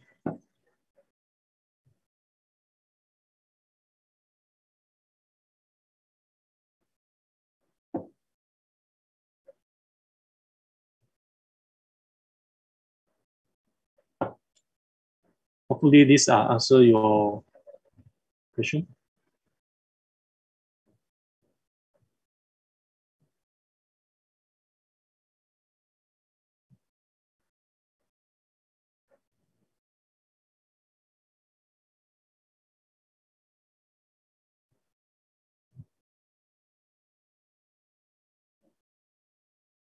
If you guys can hear me, hopefully I didn't lost my voice.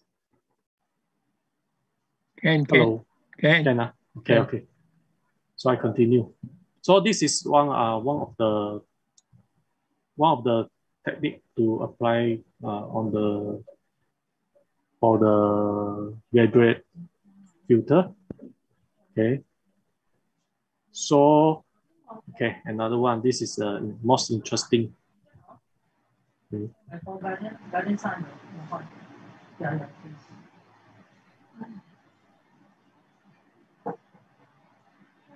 Albert, did you say something? I can hear from you. Sorry. I have the mute. Oh. Okay, this photo is taken and the bottle cap. And you see this photo, this is the after photo. Okay, I'll show you the before photo. This is after photo. If you see this, it looks like the spotlight is so how to say, so perfectly shine on this person when he did this action. In the actual world, is actually like this, opposite. Okay, so I use a combination of different adjustment tool to do this effect. Why? Because I have no, this is like street photo shooting. You have no chance to set out lighting and ask that person to repeat and repeat again, then to get the perfect lighting. This is not real. So I have no choice, shoot and pause edit. But I didn't change the structure or anything of the photo. I just changed the lighting of the photo. So this is what I visualize to get. So I share with you how I do it. Okay. So before this, let me create the virtual copy. The best thing of the Lightroom is you can always create another virtual copy, which is not the real file. You can create endless copy of the same photo and do editing without this original adjustment. So I use the virtual copy. This is actually the same photo. Then I reset. And all the editing is edited adjustment all gone. Okay. So same method again. I check on the shadow and the highlight. So where is the highlight? Okay, so the head is highlight. The reflection on the water is highlight. Okay. A lot of persons standing behind him is the highlight. Or I mean the highlight part of the photo. So if you turn down, okay, we're moving around, move the exposure. What you see first, of course, the color cloth people behind him and the fog, because they have a dark skin tone and there's no way you can see in the dark. I think at the best, our naked eye see is around this brightness of the lighting, the environment. Okay, so our camera sensor can get the exposure higher compared to our eye. Okay. So now thing is how I make this person stand out in the photo. So I think, okay, I have to reduce the surrounding lighting.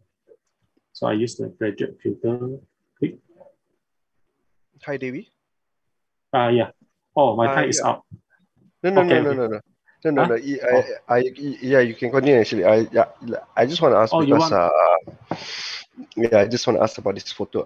Was this photo taken at night? Yes, Okay. it's a so Correct. the surrounding is the lighting from the event. Yep. I see. Yeah, From the Taipusama event. Okay. yeah, Okay. Just want to clarify on that because yeah, it depends on the time of the day also. yeah. If the daytime, then all direction have the lighting. Okay.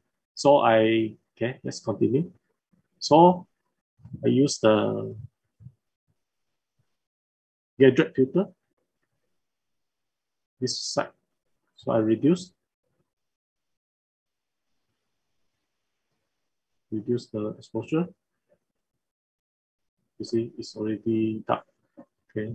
Then another side, the same one. I can even adjust the contrast so it will balance the highlight and shadow. Do you see this? Sometimes you play around with the contrast as well, so you will see the different result. Okay. But if you want to use the adjustment tool, your computing power must be powerful, like higher, faster processor, larger RAM, better graphic card. If the low spec computer, the Lightroom might be hang, or you have to wait until you finish process for every adjustment you make. So, okay, every pennies count in the computer world. Okay, so I just can even reduce the highlight, then increase even increase the shadow, so I can balance it. Okay. Later we can adjust the overall thing. Let's make the subject stand out. Okay. So you point your mouse cursor, okay, on the black dot here. To show you which area, the red color area, you adjust. So it means it didn't affect the subject. Okay, then we'll continue. Sometimes you're lazy, you just select it and delete. Then duplicate. Move, turn. Okay. Then basically this side and another side is the same adjustment. Then you adjust from there. Okay. Okay. So the shadow part too dark, then just increase it. Okay. Like this. Okay, so far so good. So I'm done. Click done. So check on the histogram. So the exposure too low. So I just adjust a bit. The contrast. Starting, see the contrast photo become flat a bit. Okay. Then the contrast photo become, I would say, the highlight and shadow becomes starting to get balanced. Then you play with the highlight. Okay. You see. Then wow. The head and water suddenly pop. Okay, I know other places, other parts of the photo also affected, but don't worry, we have magic later. Okay, so you play with the shadow, okay, maybe increase a bit. Okay, Oh, the white, the effects as well. That. So the black become contrast. Okay, then maybe. How about the clarity? Oh, so nice, the clarity. Again, I love the adjustment. So I increase the clarity. Okay, it smooths all the highlights. Highlight part of the inside the image. You can see even the shape over here. Smooth it. Wow. Okay, why I do this? I'll show you later. Okay, done. You see, the photo become flat. Doesn't matter. We use the brush.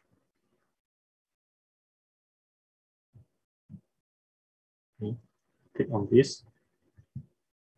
Okay. Maybe I just draw the mask overlay. Okay. And oh, we got to turn on the auto mask. I turn on the auto mask.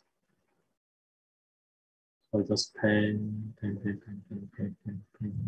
Roughly, don't be too precise. And let's do it the easier way. Be lazy.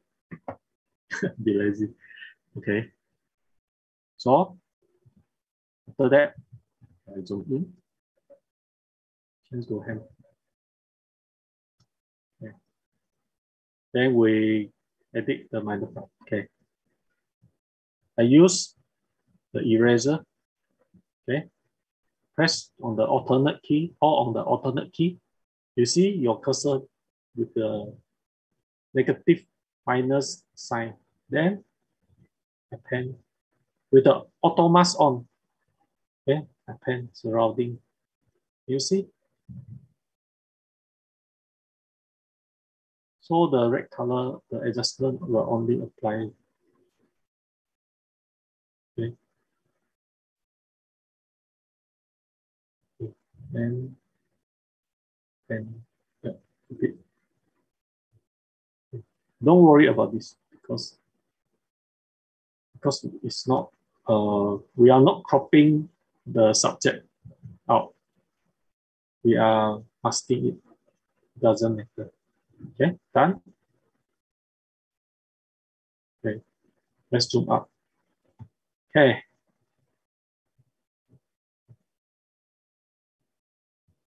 Okay. Hide the red color, the mask overlay.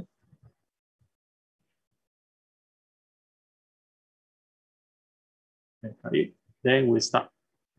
Adjust it.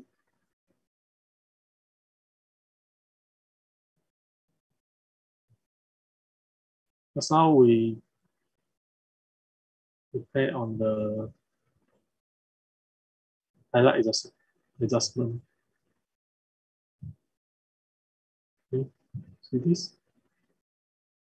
Maybe the clarity. You see the water? And the body, the highlight.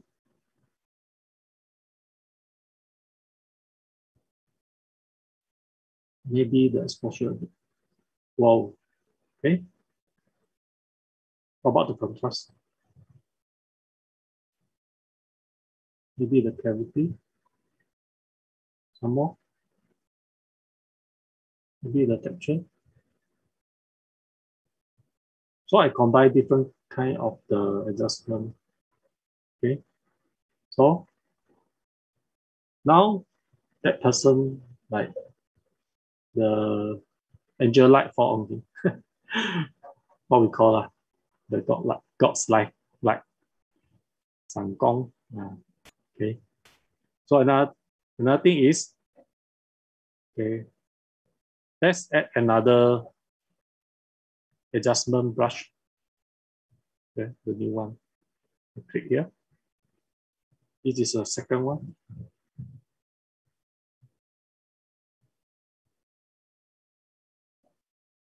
Click on the new one. Click here.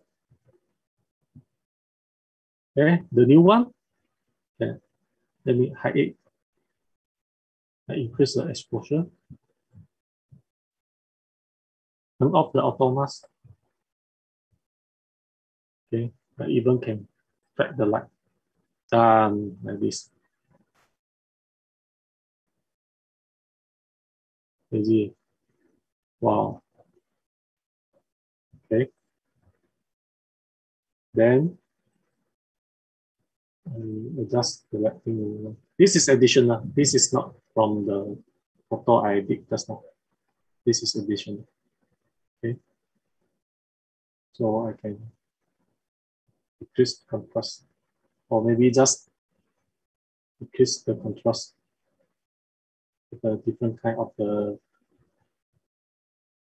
effect about the shadow. Okay, maybe the yeah, different. Okay. So after this, maybe I erase some part of this.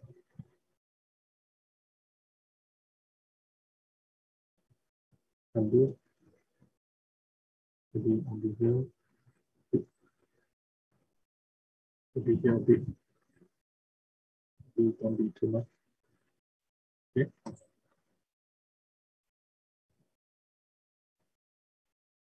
Okay. Then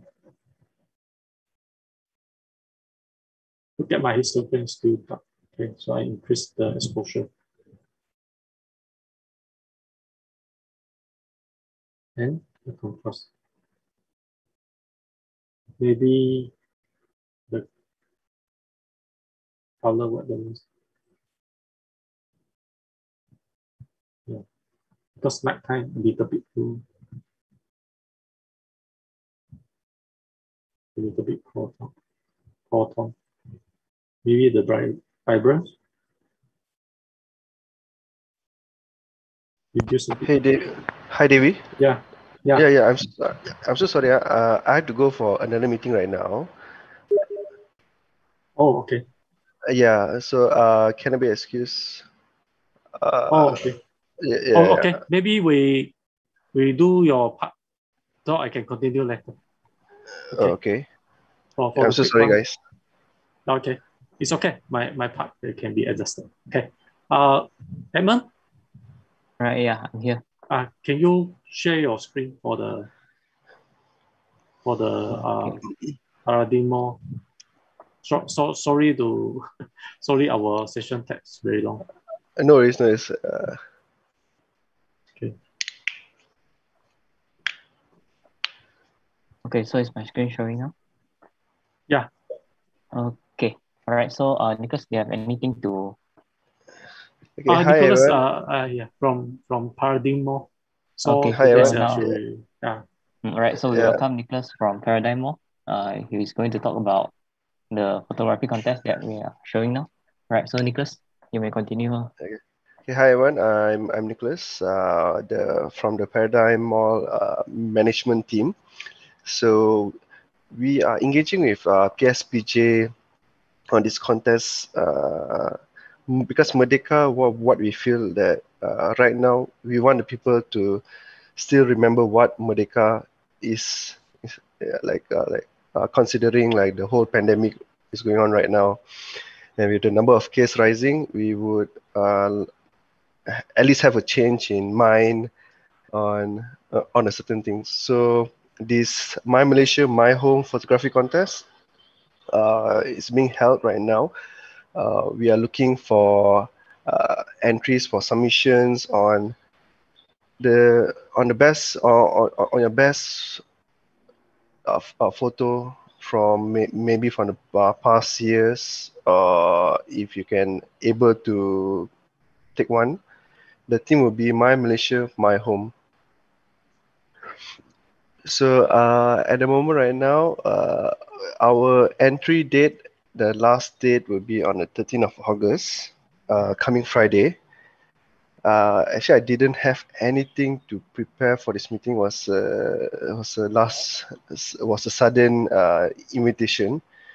So we have this visual for y'all right now. Oh, I, okay. yeah, yeah. So we have So like the prices. yeah, we have exciting prices that we are giving out for the first place, second place, third place, and moving on. We're looking roughly like about 40 contestants that will submit their work. So far, you have any other questions? Oh yeah, Nicholas. Yeah. So I believe we also did the same photo contest the last year, and a lot of people are participate in this, and we have a good submission, great numbers of submission last year, and Okay. for this contest, what you expect from for the Expectation from who? From I from mean, PSPJ, is it? yeah, no, from the participant, Oh, because from this current contest. the team is quite similar, like compared to last year. Yeah. Um, we Any expect difference? any difference in a sense. I believe the only difference most probably would be that I think because of the pandemic, in the sense that like how do we highlight Merdeka throughout the pandemic? So for those photo who submitted last year, can they submit again, or Yes. only Yeah. only those winners cannot submit?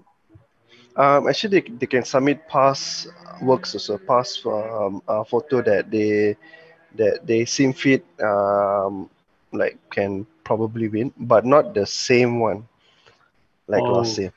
Yeah. okay. So what about the time the photo being taken? The duration of the past I photos, you mean? mean, yeah, I mean maybe the photo they taken 10 years ago can it be submitted? Yes. Yeah, Any entries is welcome, except like those those winners that had the photo. Any other photos are welcome for submission. oh, okay. As long they're taken in within the Malaysia places. Yes, definitely yes. Oh, Hi, Nicholas. I got a question here.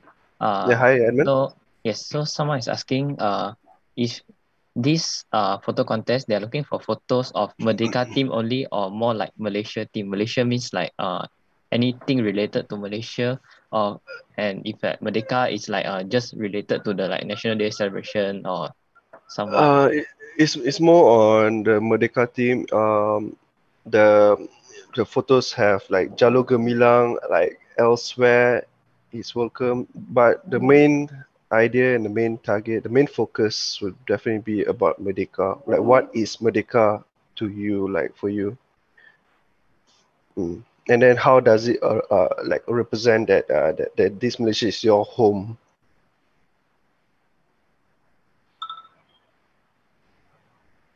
okay. Yes, we understood. Right, I So we think have that should be clear. okay. Here's a question because our our slide showing that the last day will be 20 August. 20th of August. Oh, you mean in the slide here? Okay, so the duration of this contest is until the 20th of August.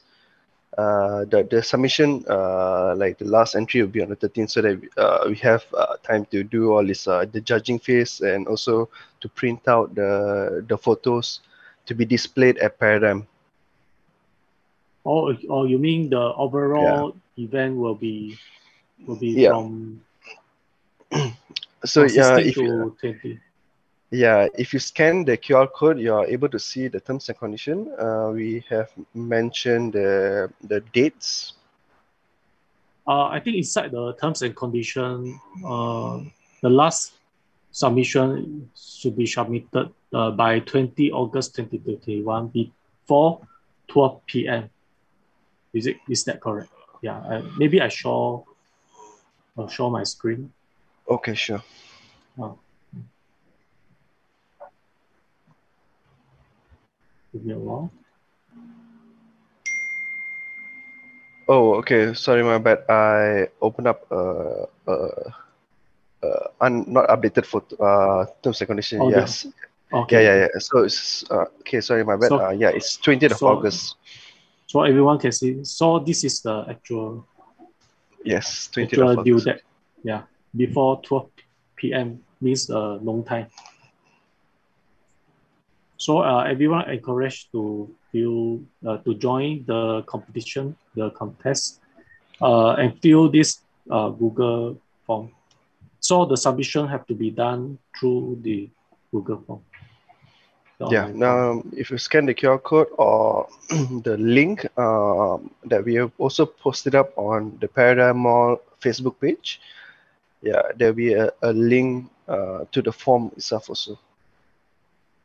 So this is basically how the Google form looks like. Okay, so all the terms and conditions is inside here.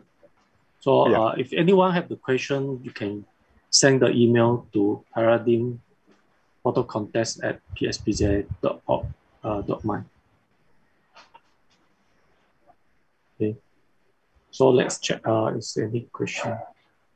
Yeah. No other question. All right. Okay, Davy.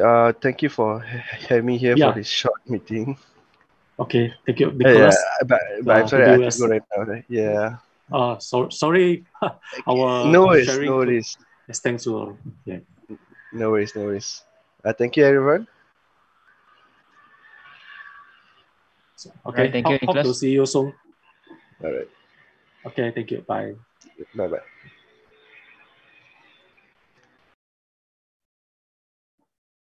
So everyone. Okay. So sorry for this interruption. And okay, let's continue my sharing. Okay.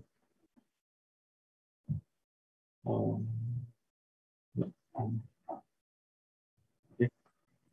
Everyone can see my screen? Yes, we can see. Okay. Okay, now okay, is it? Oh, okay. So after this, so my subject looks more up on the screen, but because I adjusted it, it looks a bit flat, and I lose the sharpness.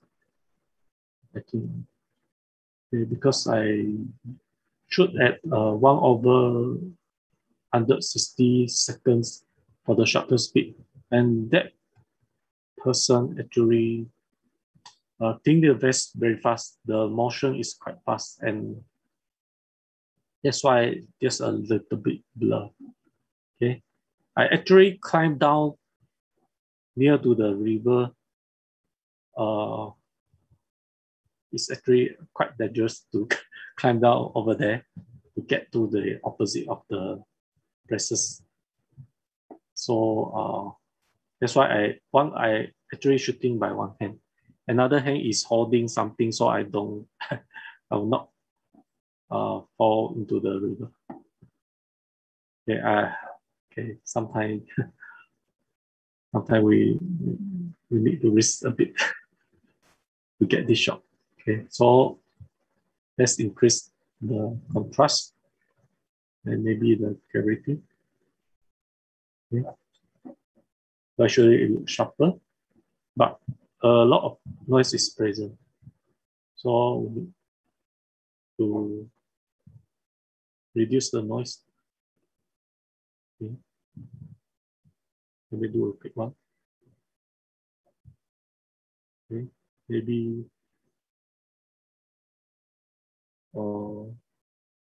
some sharpening. Okay. Let's reduce. Okay.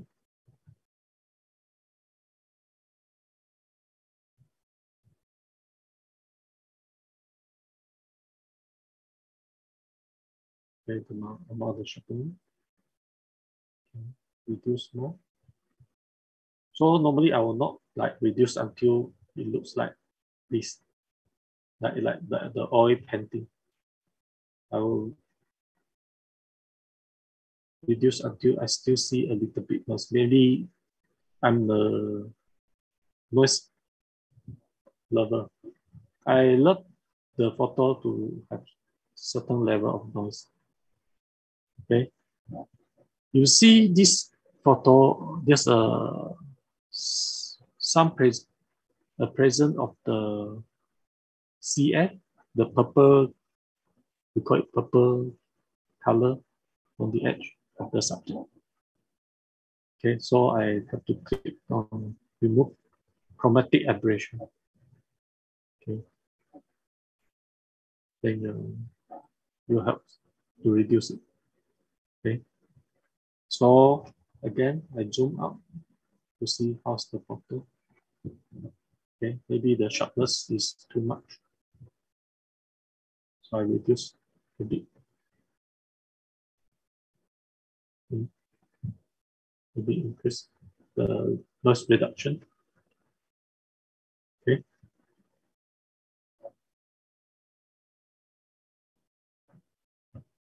So it depends on the final result you want. Okay.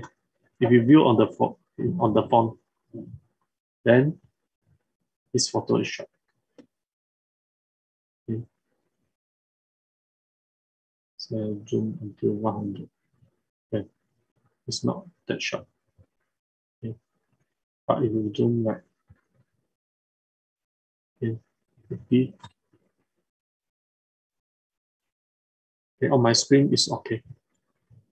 But I think on your side, because the streaming is 720 megapixels only, so maybe you cannot see the sharpness. Okay, this is okay. This is the final.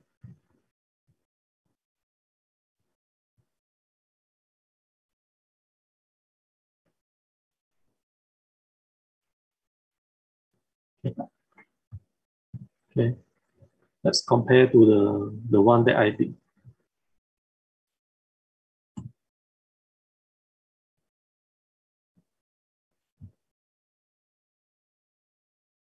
Yeah. Okay, the left side is the one I did just now. Still loading. So my computer is not powerful enough to have the fast editing, to do the fast editing. Okay.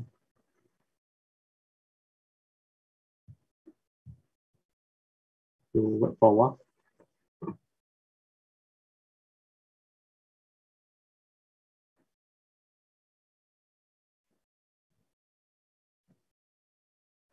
Okay.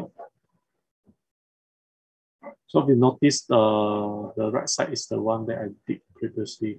A lot of noise because I just like to leave it like that. Okay. Let's go back to the photo.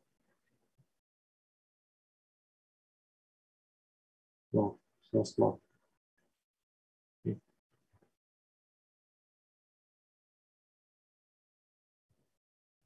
Okay. Let's try another one.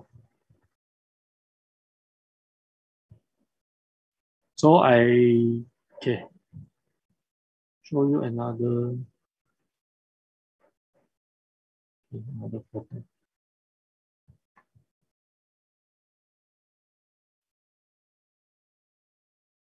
I think let's try another one. Okay. Okay, let's say.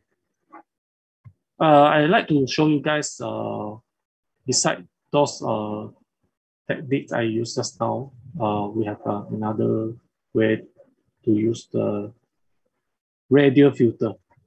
Okay, So radial filter is actually the circle shape for the graduate filter. It's called radial filter. So this one, let me reset. Okay. This is the, after I reset, this is the original photo. This is original photo. Then again, let me check. Okay, for the quick one, I always check like this. Okay, then I know. Maybe the white balloon first.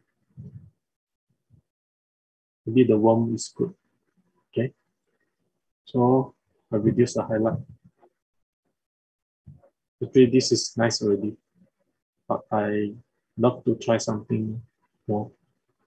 So maybe I increase the shadow just a little bit. Maybe the clarity. Okay. Remember just now I said how I managed to fix the object with the spot remover. Instead of cleaning the sensor dirt on the photo, we actually can do some other thing. You can retouch the skin. Okay. Spot remover. Okay. Turn off the visualize spot. Then you can see the paper. Okay. You can actually fix the paper. So I use the healing. Okay. I even increase the filter for the cursor. Okay. Then click. Okay. Maybe another one. Click. Okay. Even you can draw. You click and draw. So it doesn't mean it must be exactly this circle shape. Okay. Sometimes it can be like the shape one. You just click and draw. But sometimes you copy the texture from the wrong area. You can move it. Okay. Okay. Okay. Then done. No more pimple. The big pimple. Okay. Model will love you. Okay. You help them fix the skin. Okay. So now okay, the background still brighter than the subject, even though this is okay, but depends on your style. Sometimes I just like to play around. Maybe I check on the luminous and I play with the leaf here. Okay, adjust the leaf. So the leaf more green. Maybe the green too vibrant and I don't want it to distract the viewer eyes from the model. Then I just decrease the green or the yellow.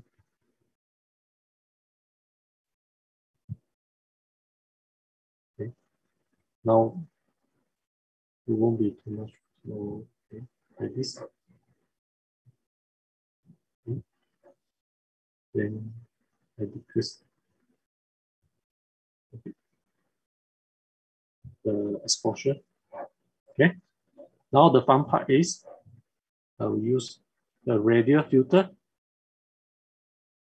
I know some people do this inside the Photoshop, but I can do it here. Okay. Use the radial filter. Okay. You zoom to reduce the size of your photo in Lightroom. Then you draw. Okay. The gradient filter here. Okay. What I show you now is some tricks inside the Lightroom. Okay, go here, check the invert. Then the black. Yes, turn it up. Okay, you see, then you drag. You see what I do?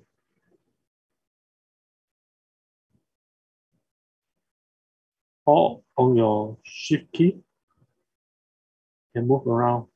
This is your sun flare. Maybe you can check, adjust the filter. So you can blend.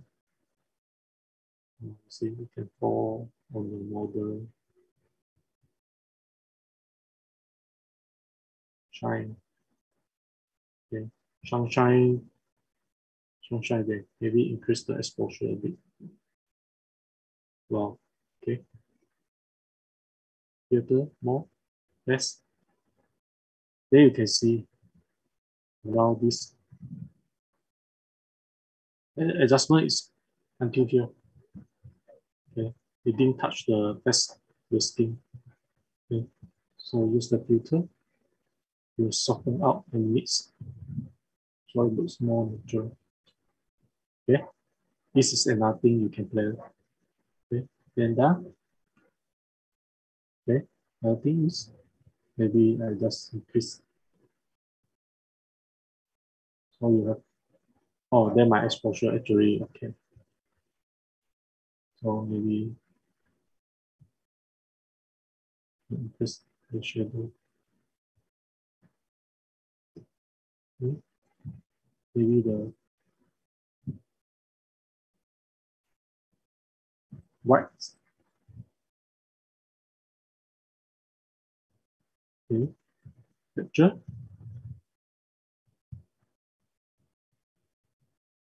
A lot of things you can do with the model. So you see, let me adjust the clarity. Oh, this is too much. Okay, maybe adjust. Wow, this is a dreamy effect. Free one. Just adjust the clarity. Okay. Okay. Then we adjust a bit.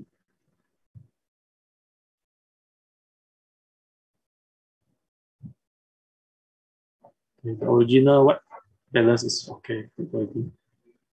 Okay, let's see what I can do more. Okay, I zoom in, maybe onto like this. Okay, now I use adjustment tool.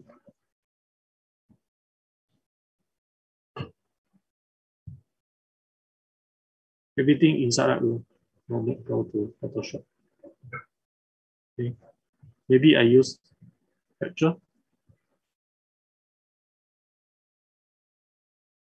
Photo mask. A brush on the screen.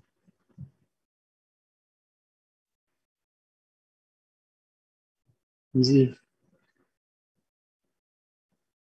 So I help the model to do some makeup, the foundation for the skin.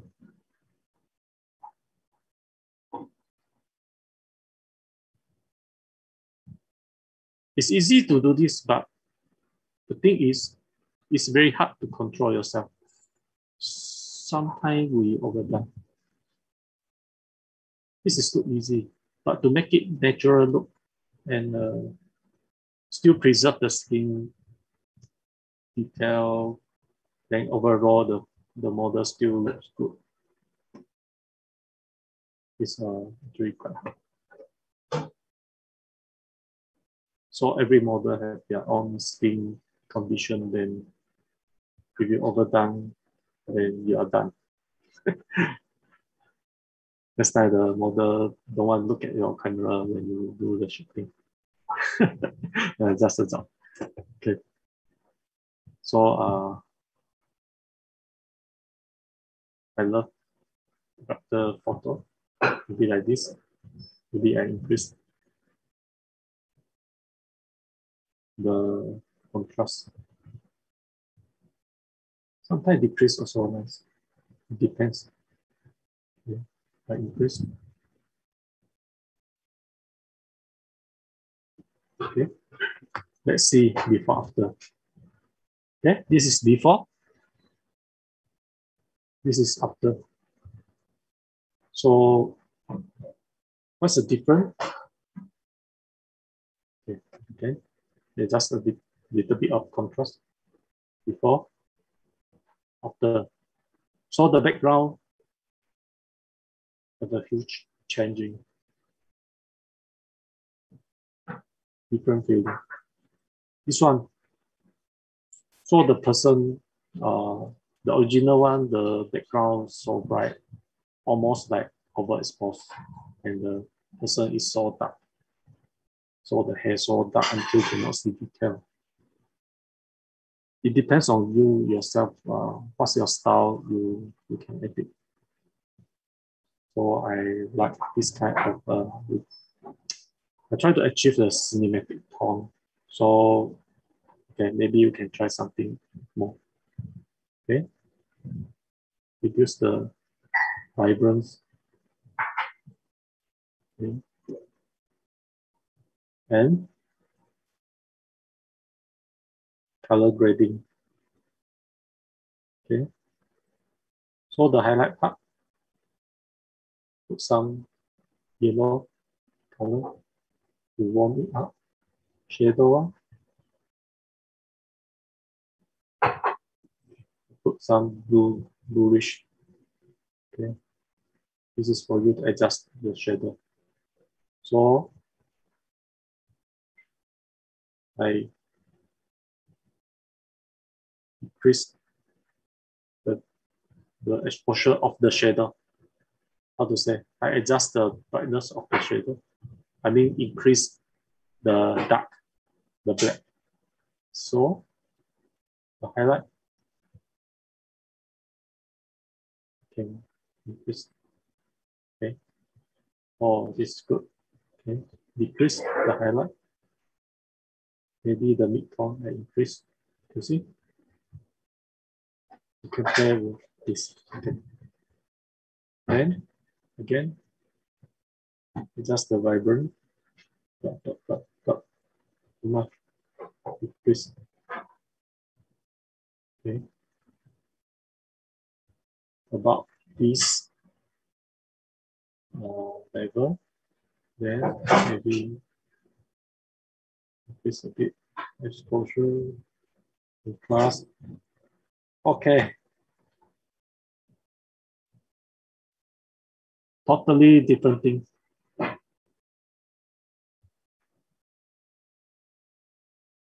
Okay.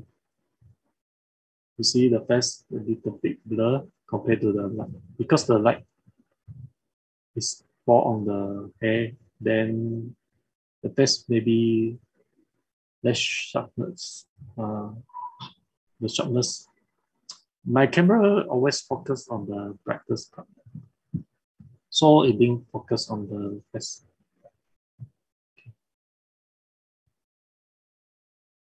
Never mind, it happens sometimes. So maybe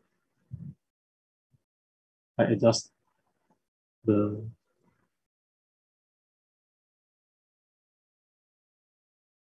sharpness. Okay, around here.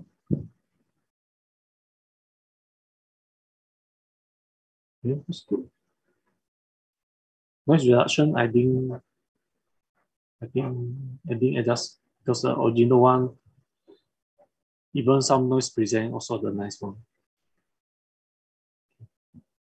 Done. Before, after. Cinematic view. Okay.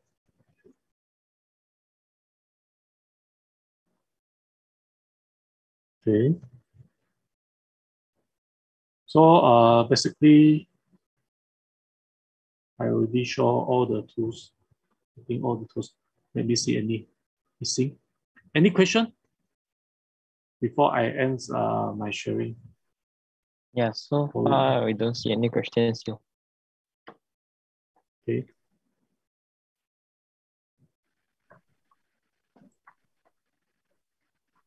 Or you guys have any other things you want me to show?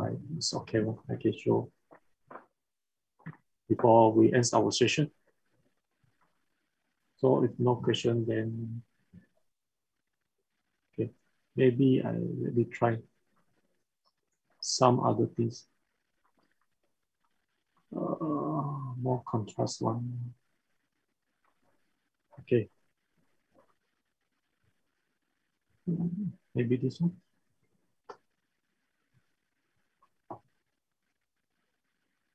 Yeah. Okay. I shoot this photo during the Sony outing. Okay. Let me reset. Sometimes when I shoot the photo, I make it black and white in the camera, but I didn't shoot black and white. Actually, I shooting the raw file. So raw file actually didn't record the black and white, they record the color one. So after I only preview the photo inside the camera with black and white because too much colorful things in the surrounding and sometimes I lost focus. So that's why I use black and white. Then I shoot. When I see the inside the camera is black and white. Okay. The best way of the electronic viewfinder. You can see black and white. Okay. So this is very colorful. Surrounding a lot of things, very messy. So I use black and white. Then after I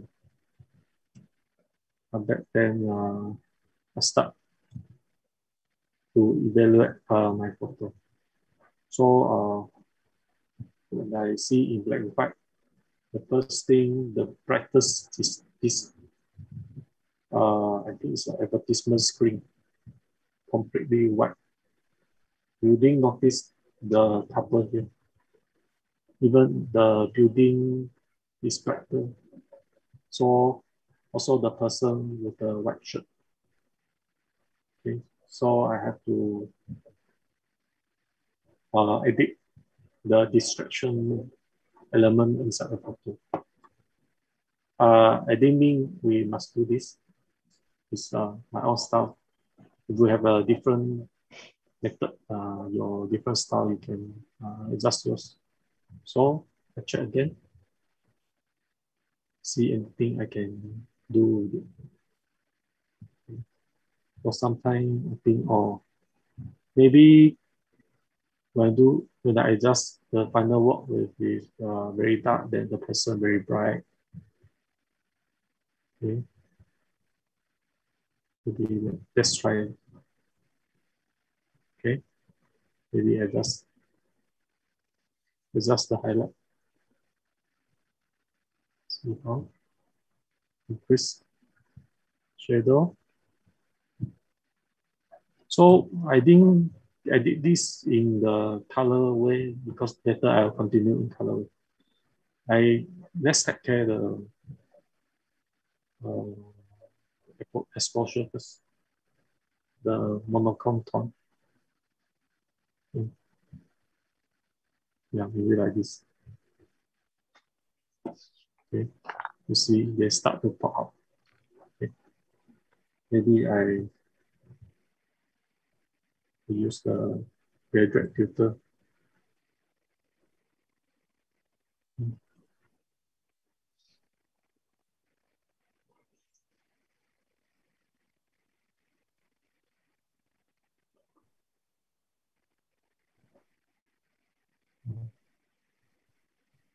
Maybe like this.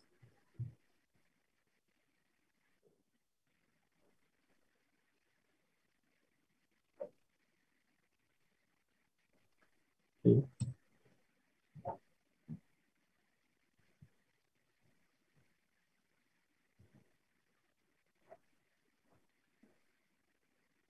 Okay. Done. Okay, maybe this white part.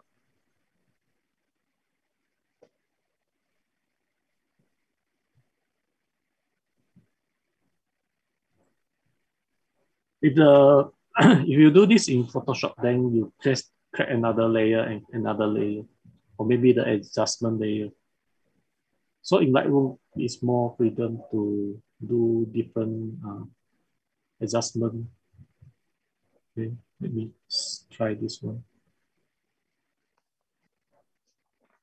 If you're familiar with the Lightroom already, then sometimes you just do it without too much, how to say, testing, just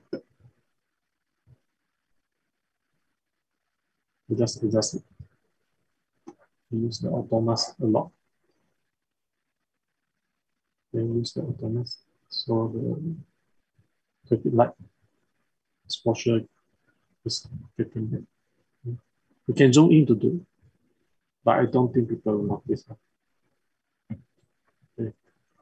Then, okay.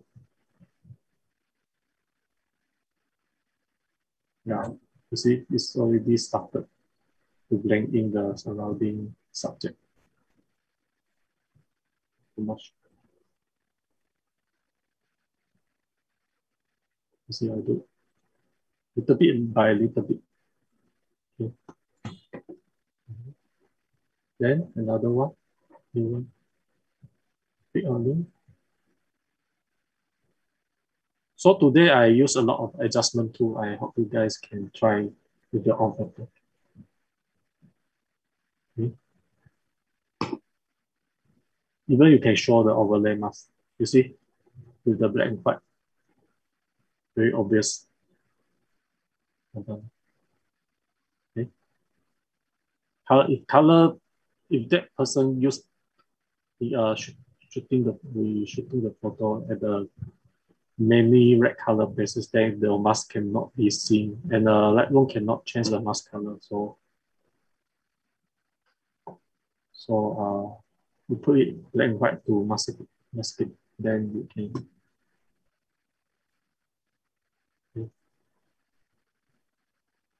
see properly. This is another trick for you to try. Okay. So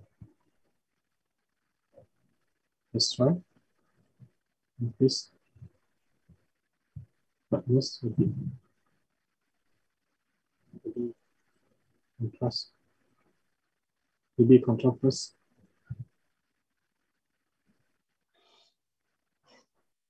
It's like missing a different recipe with the food. It's like you want eat the megumi with roti canai, eat megumi with milo, up to you. Different person can have a different test. Okay. Always try. Don't worry. It won't hurt your original photo. Just try.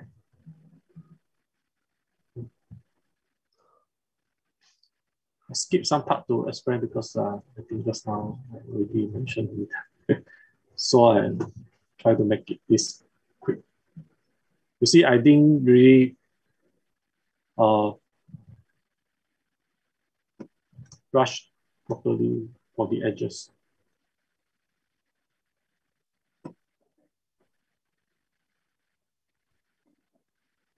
If we use the auto mask, it's actually quite convenient. I hope the Photoshop has this auto mask thing. This is very, very useful.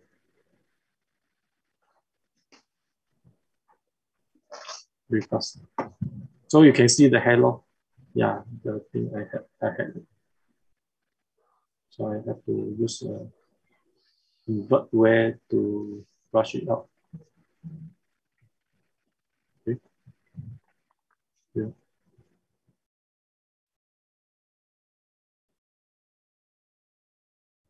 This auto mask only works when they have a high contrast with the background.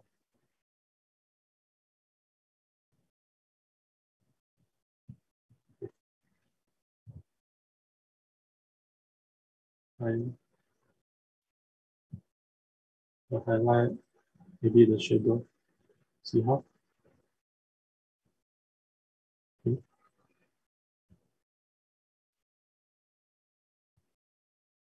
More highlight. Okay, you're starting noticing this 2%. Okay, maybe more shadow. More. Maximum. Highlight. Maximum. Okay, exposure. Okay, too much. Reduce. Okay. Then maybe I try another things with the umbrella.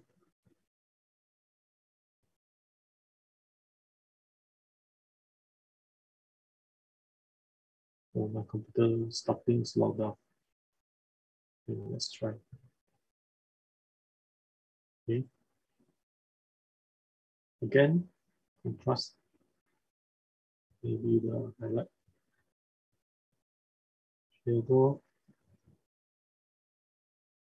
The white. Okay. More highlight. Shadow. Highlight. Maybe the clarity. Yeah, starting to make sense. Okay, good. Okay, show the, you always show let's say this black dot. So you click on it, then you hide it to adjust. Okay, maybe this one I also need some clarity. Yeah, okay. This part not good. I need to brush a bit. Ah, you see now, different, right? Okay. More refined edges. Okay. The hand a little bit black.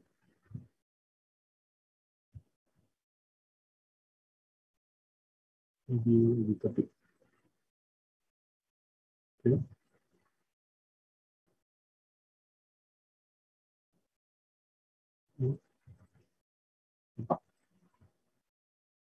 But not growing. Of course, I can do this in Photoshop, but this is just a quick one.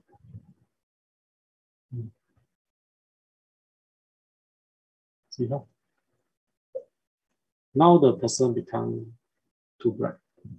So we adjust the surrounding. Okay. Then I just increase it. Okay. Turn to color one, see how. For color one, still okay. Okay, maybe I adjust a bit for the person. Sometimes it's over. Okay, let's see. Maybe I reduce the exposure. Yeah, okay. You can always readjust in the Lightroom, no worry for this. If the Photoshop you create many layers, then you find out, oh my God, that one not good. Then you have to come back and do again. Too many layers already. So Lightroom is the layer is the brush, the adjustment tool. So now, okay, basically this okay for me. Then change the white balance. Maybe reduce the vibrance, increase contrast. Okay. Reduce maybe the black, reduce, increase contrast.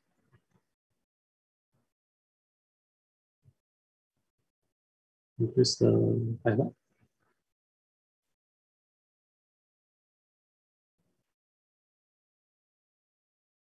Maybe the clarity, see how. Oh, okay. Color.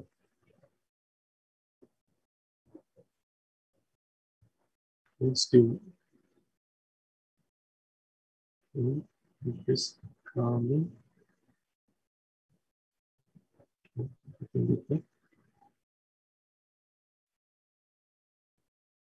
It's just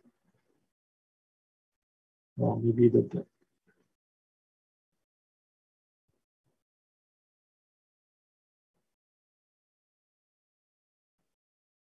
okay. Maybe the everything, maybe the this is dreamy texture. Okay. Now become dreamy. Okay. Then you can do some opposite things. Okay. Because I reduce. Okay. Let me show you. Okay. I reduce the texture in the basic adjustment there, and I increase the texture inside the brush. Yeah. This is another trick. Okay.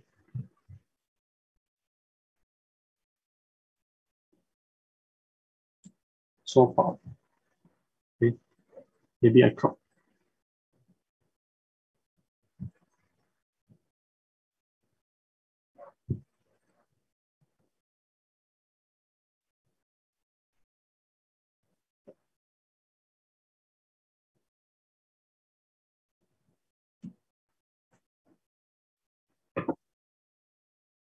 Okay. Increase the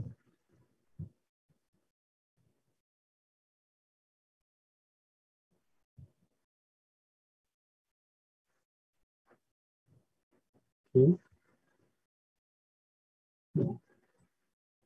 Maybe too much. We can always adjust. Okay. So I reduce the exposure.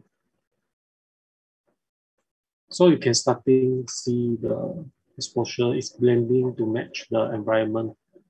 So it will looks natural. It's up to you. Okay, this is better.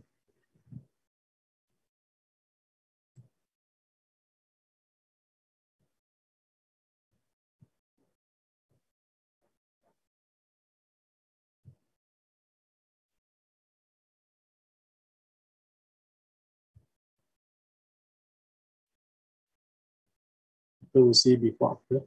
Maybe I try the grading. So the grading, I favorite this one. But this time the mid tone I put the yellow. Warmer a bit. Shadow blue. Okay. So mid tone, maybe even adjust factor.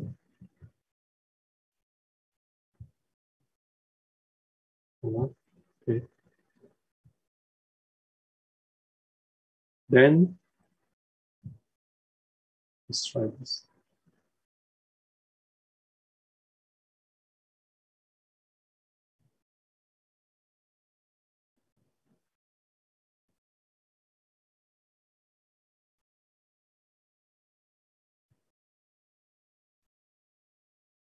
Yeah, should be okay. Color reduce. So the cinematic tone sometimes will be like, I like the kind that is desaturated type, and maybe a warmer type like this. Maybe you can use the cold one. Up to you. Yeah, it's raining, so it should be a little bit too bluish. Yeah, maybe like this. Okay, let's try before after. Before, after. Not bad, right? Okay, maybe sharpening a bit.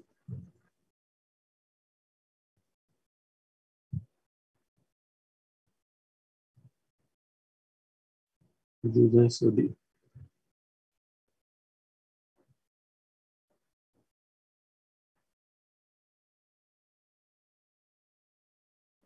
Okay. Okay. Before after.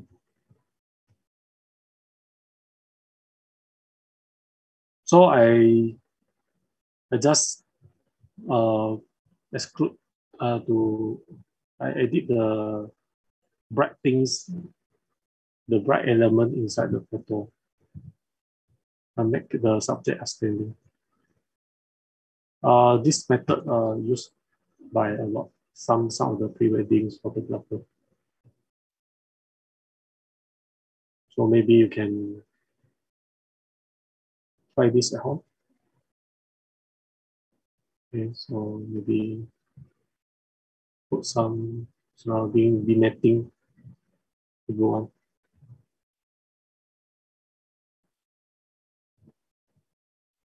Just a little bit.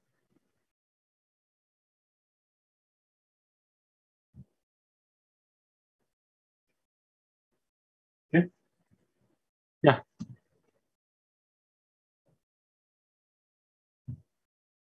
Looks different before. Okay. So the subject stand out in the photo. So if you zoom up, okay, still notice them on the screen. So in the font, like around this size, okay, you can still see the subject. Okay, so it means okay lah. Okay. Okay. Okay, I think this is the last photo. I think maybe next time I will continue. Okay. So this will be the last photo of today. So let's see. Any question? Any question from you guys? If no question, then we're ending this sharing today. Yeah, thank you very much, Edmund? Davy. Yeah. Okay. Okay. Thank you, everyone. Yeah. So far, I didn't see any more questions on Facebook. So I think we can safely proceed to the next agenda. Okay. All right. Let me stop the sharing. Okay. So wait, give me a minute.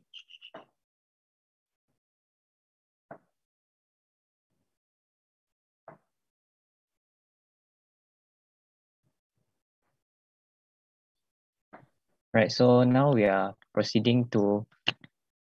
to announce the PSPJ's monthly photo contest for July 2021 results. Right. So the first team is MCO. Okay. All right. So first, let's look at the shortlisted photo for the first team of the month, which is MCO. And we have our shortlisted photos from Cindy Chia, Albert Low, Alex Liu Yang Xiong, and also we have from Cho Liang Yong. Right. And next, for the second team of the month portrait, so we got a lot of submissions. Right. So first we have John Liang, Chua Yuan Yi, William Yap, Lu Yipeng, and over here we have Oliver. Right, so for the best photos for the first team, which is MCO. So we have Albert Low with his photos of a man and a policeman talking on both sides of the barrier in an EMCO area. Right, congratulations, Albert. And for the second team, portrait, so the winner goes to William Yap. All right, congratulations, Albert Low and William Yap for winning, for having the best photos for this month. All right, so next, okay, so now we have Mr. Maxby to provide justification and some explanation on how he judges these photos. So we welcome him back. All right, Mr. Maxby, you can continue. Okay, thanks. Okay, actually I based on certain criteria when I come and judge these photos, especially the first thing is the pandemic, the movement control order. Now, this pandemic, as everyone knows, that is unprecedented. It has not happened during our lifetime. Of course, maybe our father's lifetime, we have the Spanish flu or Spanish fly, that everybody is talking about. This time actually is so unprecedented. So there are so many areas. Actually, it's very difficult to choose. There's so many areas that represent this pandemic. All those things I've chosen, all those photos I've chosen, actually there are certain aspects of this pandemic, like vaccination, like taking temperature. So there are a lot of and people staying at home, children staying at home, nothing to do. So yeah, hello. Yeah. So that now we also have lots of trial and error rules implemented by our health authorities. Now, some of them work, some of them don't. But personally, I think the most drastic action was the EMCO, where the whole housing estate or whole apartment block is locked down for 2 weeks. So that, to me, is the most drastic move ever can happen. I cannot imagine myself, being locked down and not being told that I've been locked down and running out of food and all that. You just cannot go anywhere. So to me, that still is the most drastic move government has come up. So now there are a few criteria which I have judged. The context. So context is very important in any photos. I give you, for instance, why certain photos they don't qualify. Is because, like, I give you an example. Now, if you take a photo of a fisherman, you just take a headshot with no surrounding, no background, and then you say fisherman. Then there's no context at all. It's just a portrait of a head. So how are we going to know that he's a fisherman? That is talking about context. So context is very important. If you talk about a movement control order, EMCO, then the context should be like barbed wires. You should have in your mind, when you take a photo, you should show there's a barbed wire. You should show that at the background, either it's an apartment or terrace house. And then, of course, the policeman and somebody talking with the policeman on both sides of the fence actually makes the whole context. Then the emotive content is the next thing that I always look at.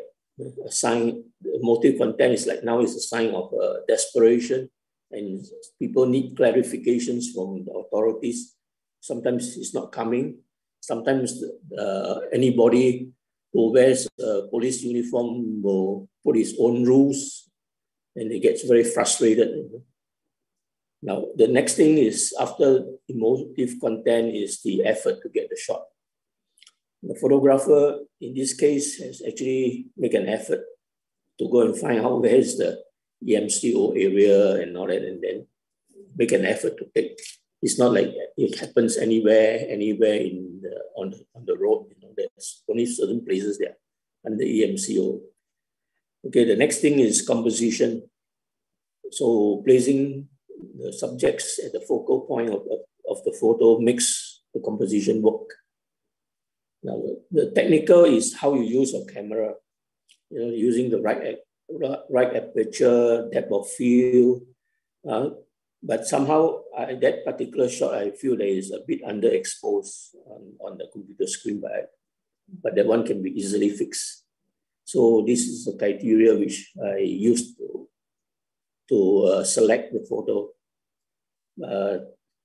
Congratulations to Albert. I think you did very well. I think you meet all these criteria. I hope we can get out of this, this pandemic very soon. Okay, on the second thing, on portraits. Now, actually, I'm not a portrait photographer, I must admit. And portraiture is always a very difficult subject to me, especially shooting pretty girls.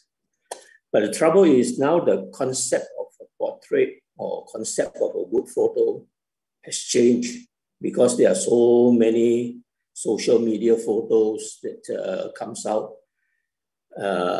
Every girl wants to look pretty. There are so many beauty filters that social media, what do you call that? They use, like Instagram use certain type of filters. Then you can buy certain filters that make you look so pretty and so unreal. So sometimes personally, when I look at photos on the social media, I was thinking, hey, look, I must downgrade that photo by 50% or maybe 70% to see the real person, you know. So now, mastering portraiture skills, I still believe the old masters, people like Richard Avedon,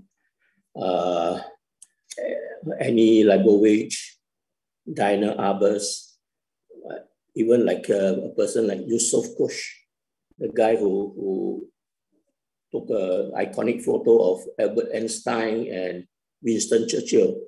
Now, these are the photos that makes the grade, you know, the photographer actually need a lot of work, you know, simply just smile at me and shoot.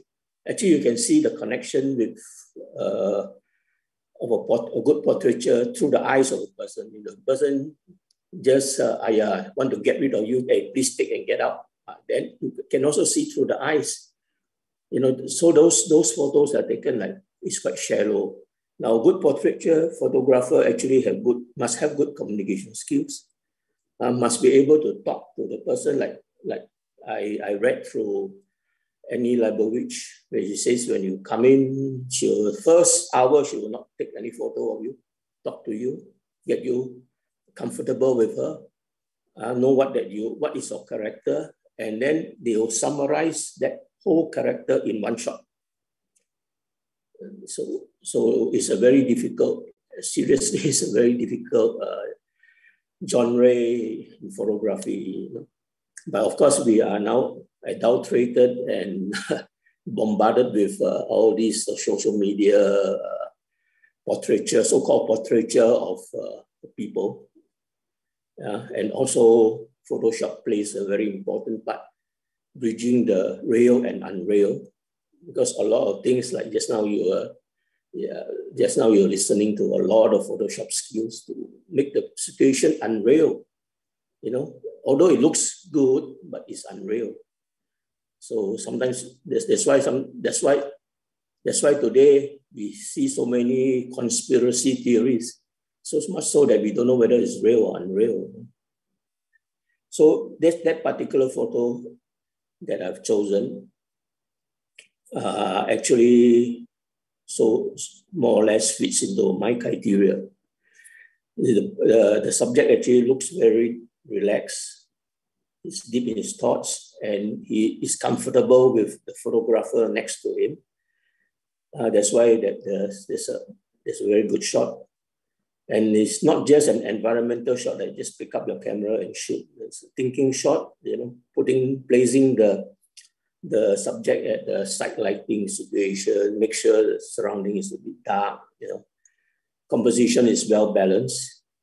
Now technically the photo should be better if the contrast is actually lowered and you can see faint details on the skin, the ear, the clothes. That will make a better photo. That's my opinion. Okay, of course you all can have a different opinion, but that is how I do it. But portraiture, like I say, is not my strong point, and I seldom shoot portraiture. Okay, thank you very much.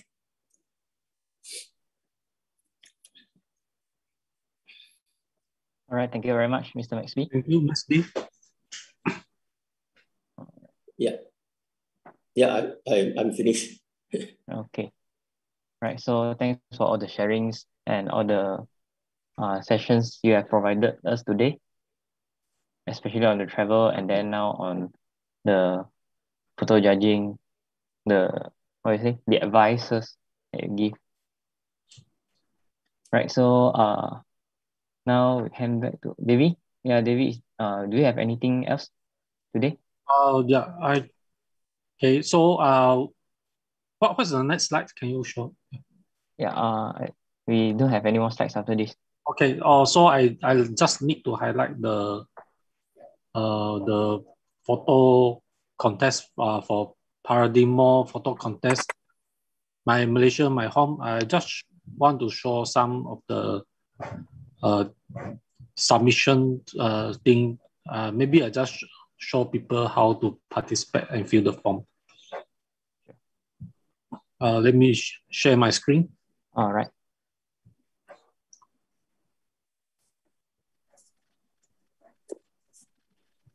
Okay.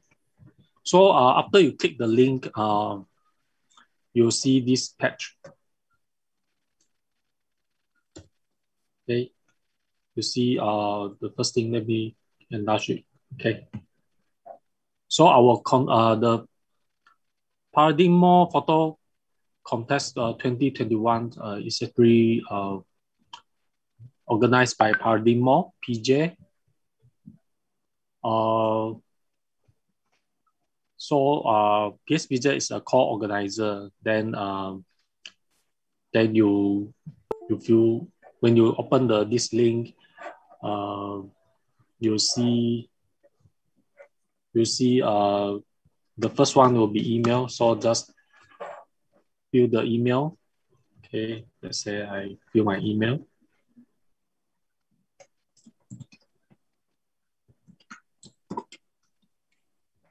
Okay. So you read all the terms and conditions. So there's few things I need to highlight. So the main theme for this contest is My Malaysia, My Home. So everything, basically almost everything related to Malaysia are welcome to submit. So that will include about people, portrait, group photo, anyone's appear on the photo, architecture, lifestyle of Malaysians, culture, sports, and any other activities, including maybe wedding, birthday party, public event, or maybe sport, maybe competition, maybe culture show. It depends on what kind of photo you taken, but as long as it's related to Malaysians or is taken in Malaysia, any corner. Okay. This will include the monochrome photo, black and white, monochrome. Of course, the colors. So the photo capture with mobile phones are allowed, but I recommend for the mobile phones photo, please submit the higher resolution. So all the photos are welcome. Drone photos are not allowed. Okay. So the photo submitted can be taken, photographed anytime, anywhere in Malaysia, as long it portrays the My Malaysia, My Home themes. Okay. There's no entry fee to enter this contest. It means you can submit more. Please submit more because it's free. And the contest open to all Malaysians and foreigners aged 18 and above. Okay. Another thing is I like to highlight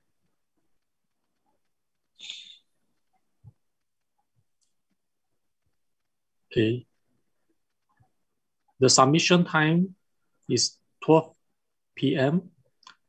on 2nd of August 2021. Okay. So you need to submit using this Google form. Okay. Please do not email to organizer for your submission, because the Google form they'll collect the submission based on the Google form name list. So please using the Google form to submit. Okay.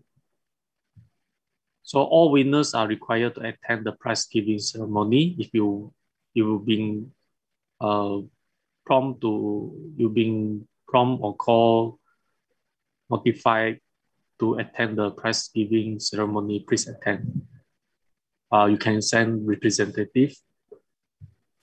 So your photo, the winner's photo will be exhibited at the Paradigm Mall, the PJ. So all contestants can collect their own printed photo. So it means you submit to being selected, then you have a printed photo at the Paradigm Mall. So this is also the good one. Another bonus. Okay, so the photo has to be 6 MB and not more than 10 MB.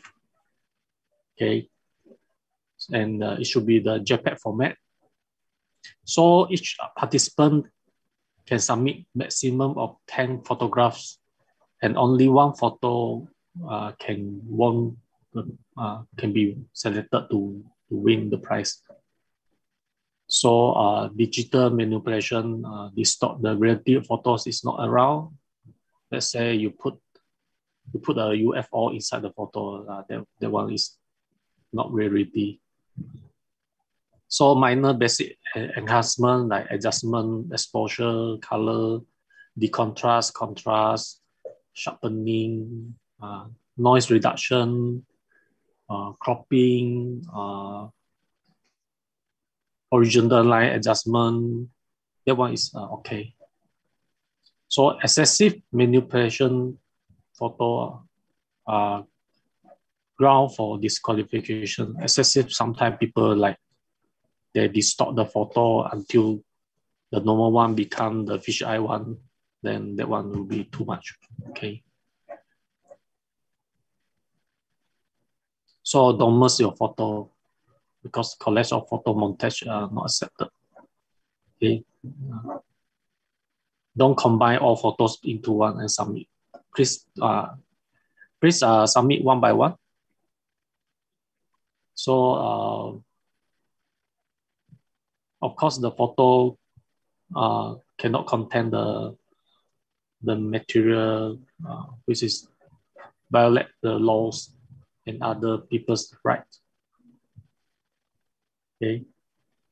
So please not put the watermark, signature, or logo, timestamp, or anything on top of your photo and submit. Okay, that one will disqualify immediately. Okay, of course, other things like political, racist, offensive things, the subject, the photos cannot be submitted. So, okay, another thing is the original, the organizer has right to request raw file. So this one is actually to verify that sometimes the photo is not manipulated, or like you showing the photo of the tiger on the street, but actually not tiger. So organizer want to check on the raw photo. If the original photo is JPEG, then will be okay. It just it means the original file. So after the adjustment editing, then this is that one is edited file. You can submit the edited files. Keep the original files as a reference in the case they want to verify. Okay, so this is the price. So after you read the terms and conditions, then you can check on this. Okay. to acknowledge the terms and conditions. Then you click next. Okay, so fill in your form.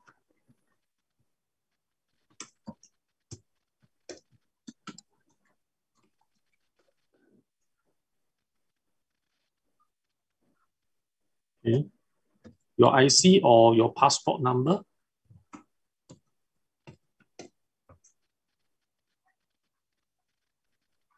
So your mobile contact number.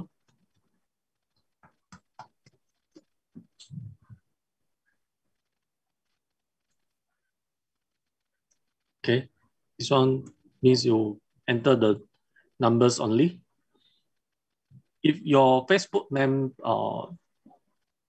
you have your own Facebook name, then just put in either facebook.com, fb.com/ for me, I just put like this. Okay, then next.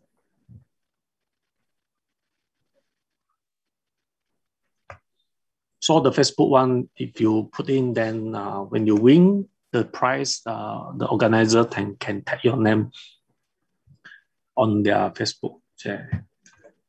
This is one, maybe PSPJ also can tag you for when you win the prize. Okay. So for photo submission, this is the crucial part. You must always read carefully before you upload your photos. So the photos, all the photos before submission, please rename based on this convention, file naming convention, which means you put in your name first. For example, Ahmad Ali, your IC or passport number, okay, underscore, caption, the caption you want to put for your photo, the location, your photo being photographed, let's say for Twin Tower, and the sequence number 1 until 10. Let's say you have 10 photos, then you just put 1 for the first one, 2, 3, 4, 5. In the case that you have 2 similar photos taken at the same place, then you just put this as a sequence so we know how many photos you submitted. So the caption refers to caption title of the photo, location of the photo being captured. Okay. So another thing is, please submit the photo more than 6 MB and less than 10 MB, between 6 and 10 MB. Okay, the JPEG file formats and its color space is the colors format is sRGB. Please don't submit Adobe RGB because for the viewing, to notify all the viewing of the photos by the judge, we use the sRGB. Okay. So every participant can submit maximum 10 photographs only. Okay, this is okay. So please select your photo carefully. Okay, this is the one that I highlight just now.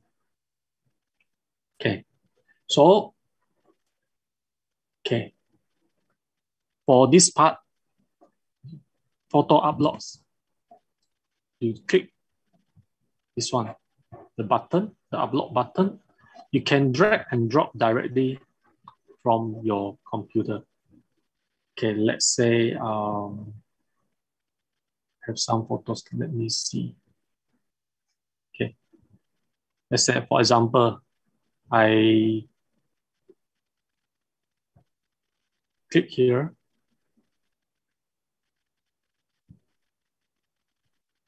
Maybe I choose this one.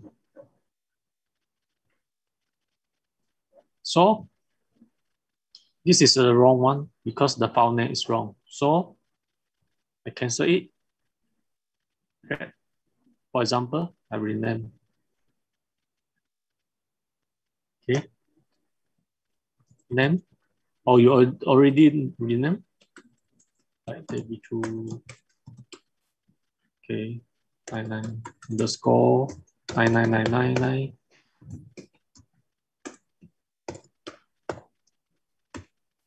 Okay. Okay. This is title, location, home, location, home, and 01. Okay. So I submit. So you can see the file naming is like this. Okay. So I only submit one photo, then I upload. Okay, because this is testing, so I better rename it.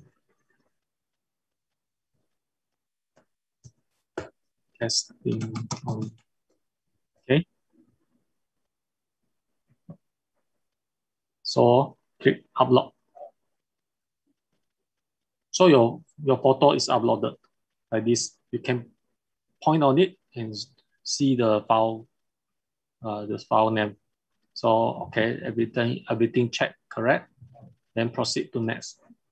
So let's say you can put even your file name here. So just now I got the file name. Let's go back here to get the file name. Okay.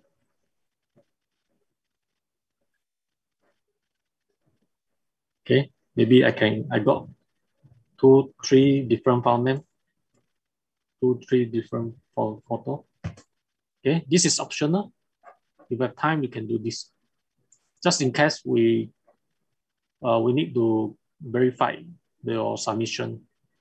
This is for verification and checking purposes. Okay. So this is testing only. Okay. So if you find out in the middle where you forgot something or you think you submit the wrong info, enter the wrong information, you can just click back, check everything, and when done, then next again. You can always go back to previous page to check and modify, edit your information before you click the submit button. So once you click the submit button, okay,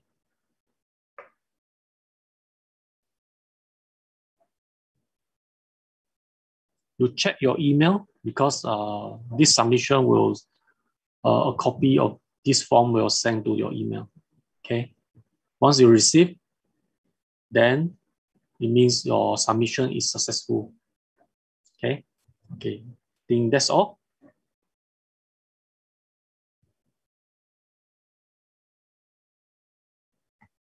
Okay, Lou. Yes, thank you. So we will end the session. Yeah, session. Okay, so thank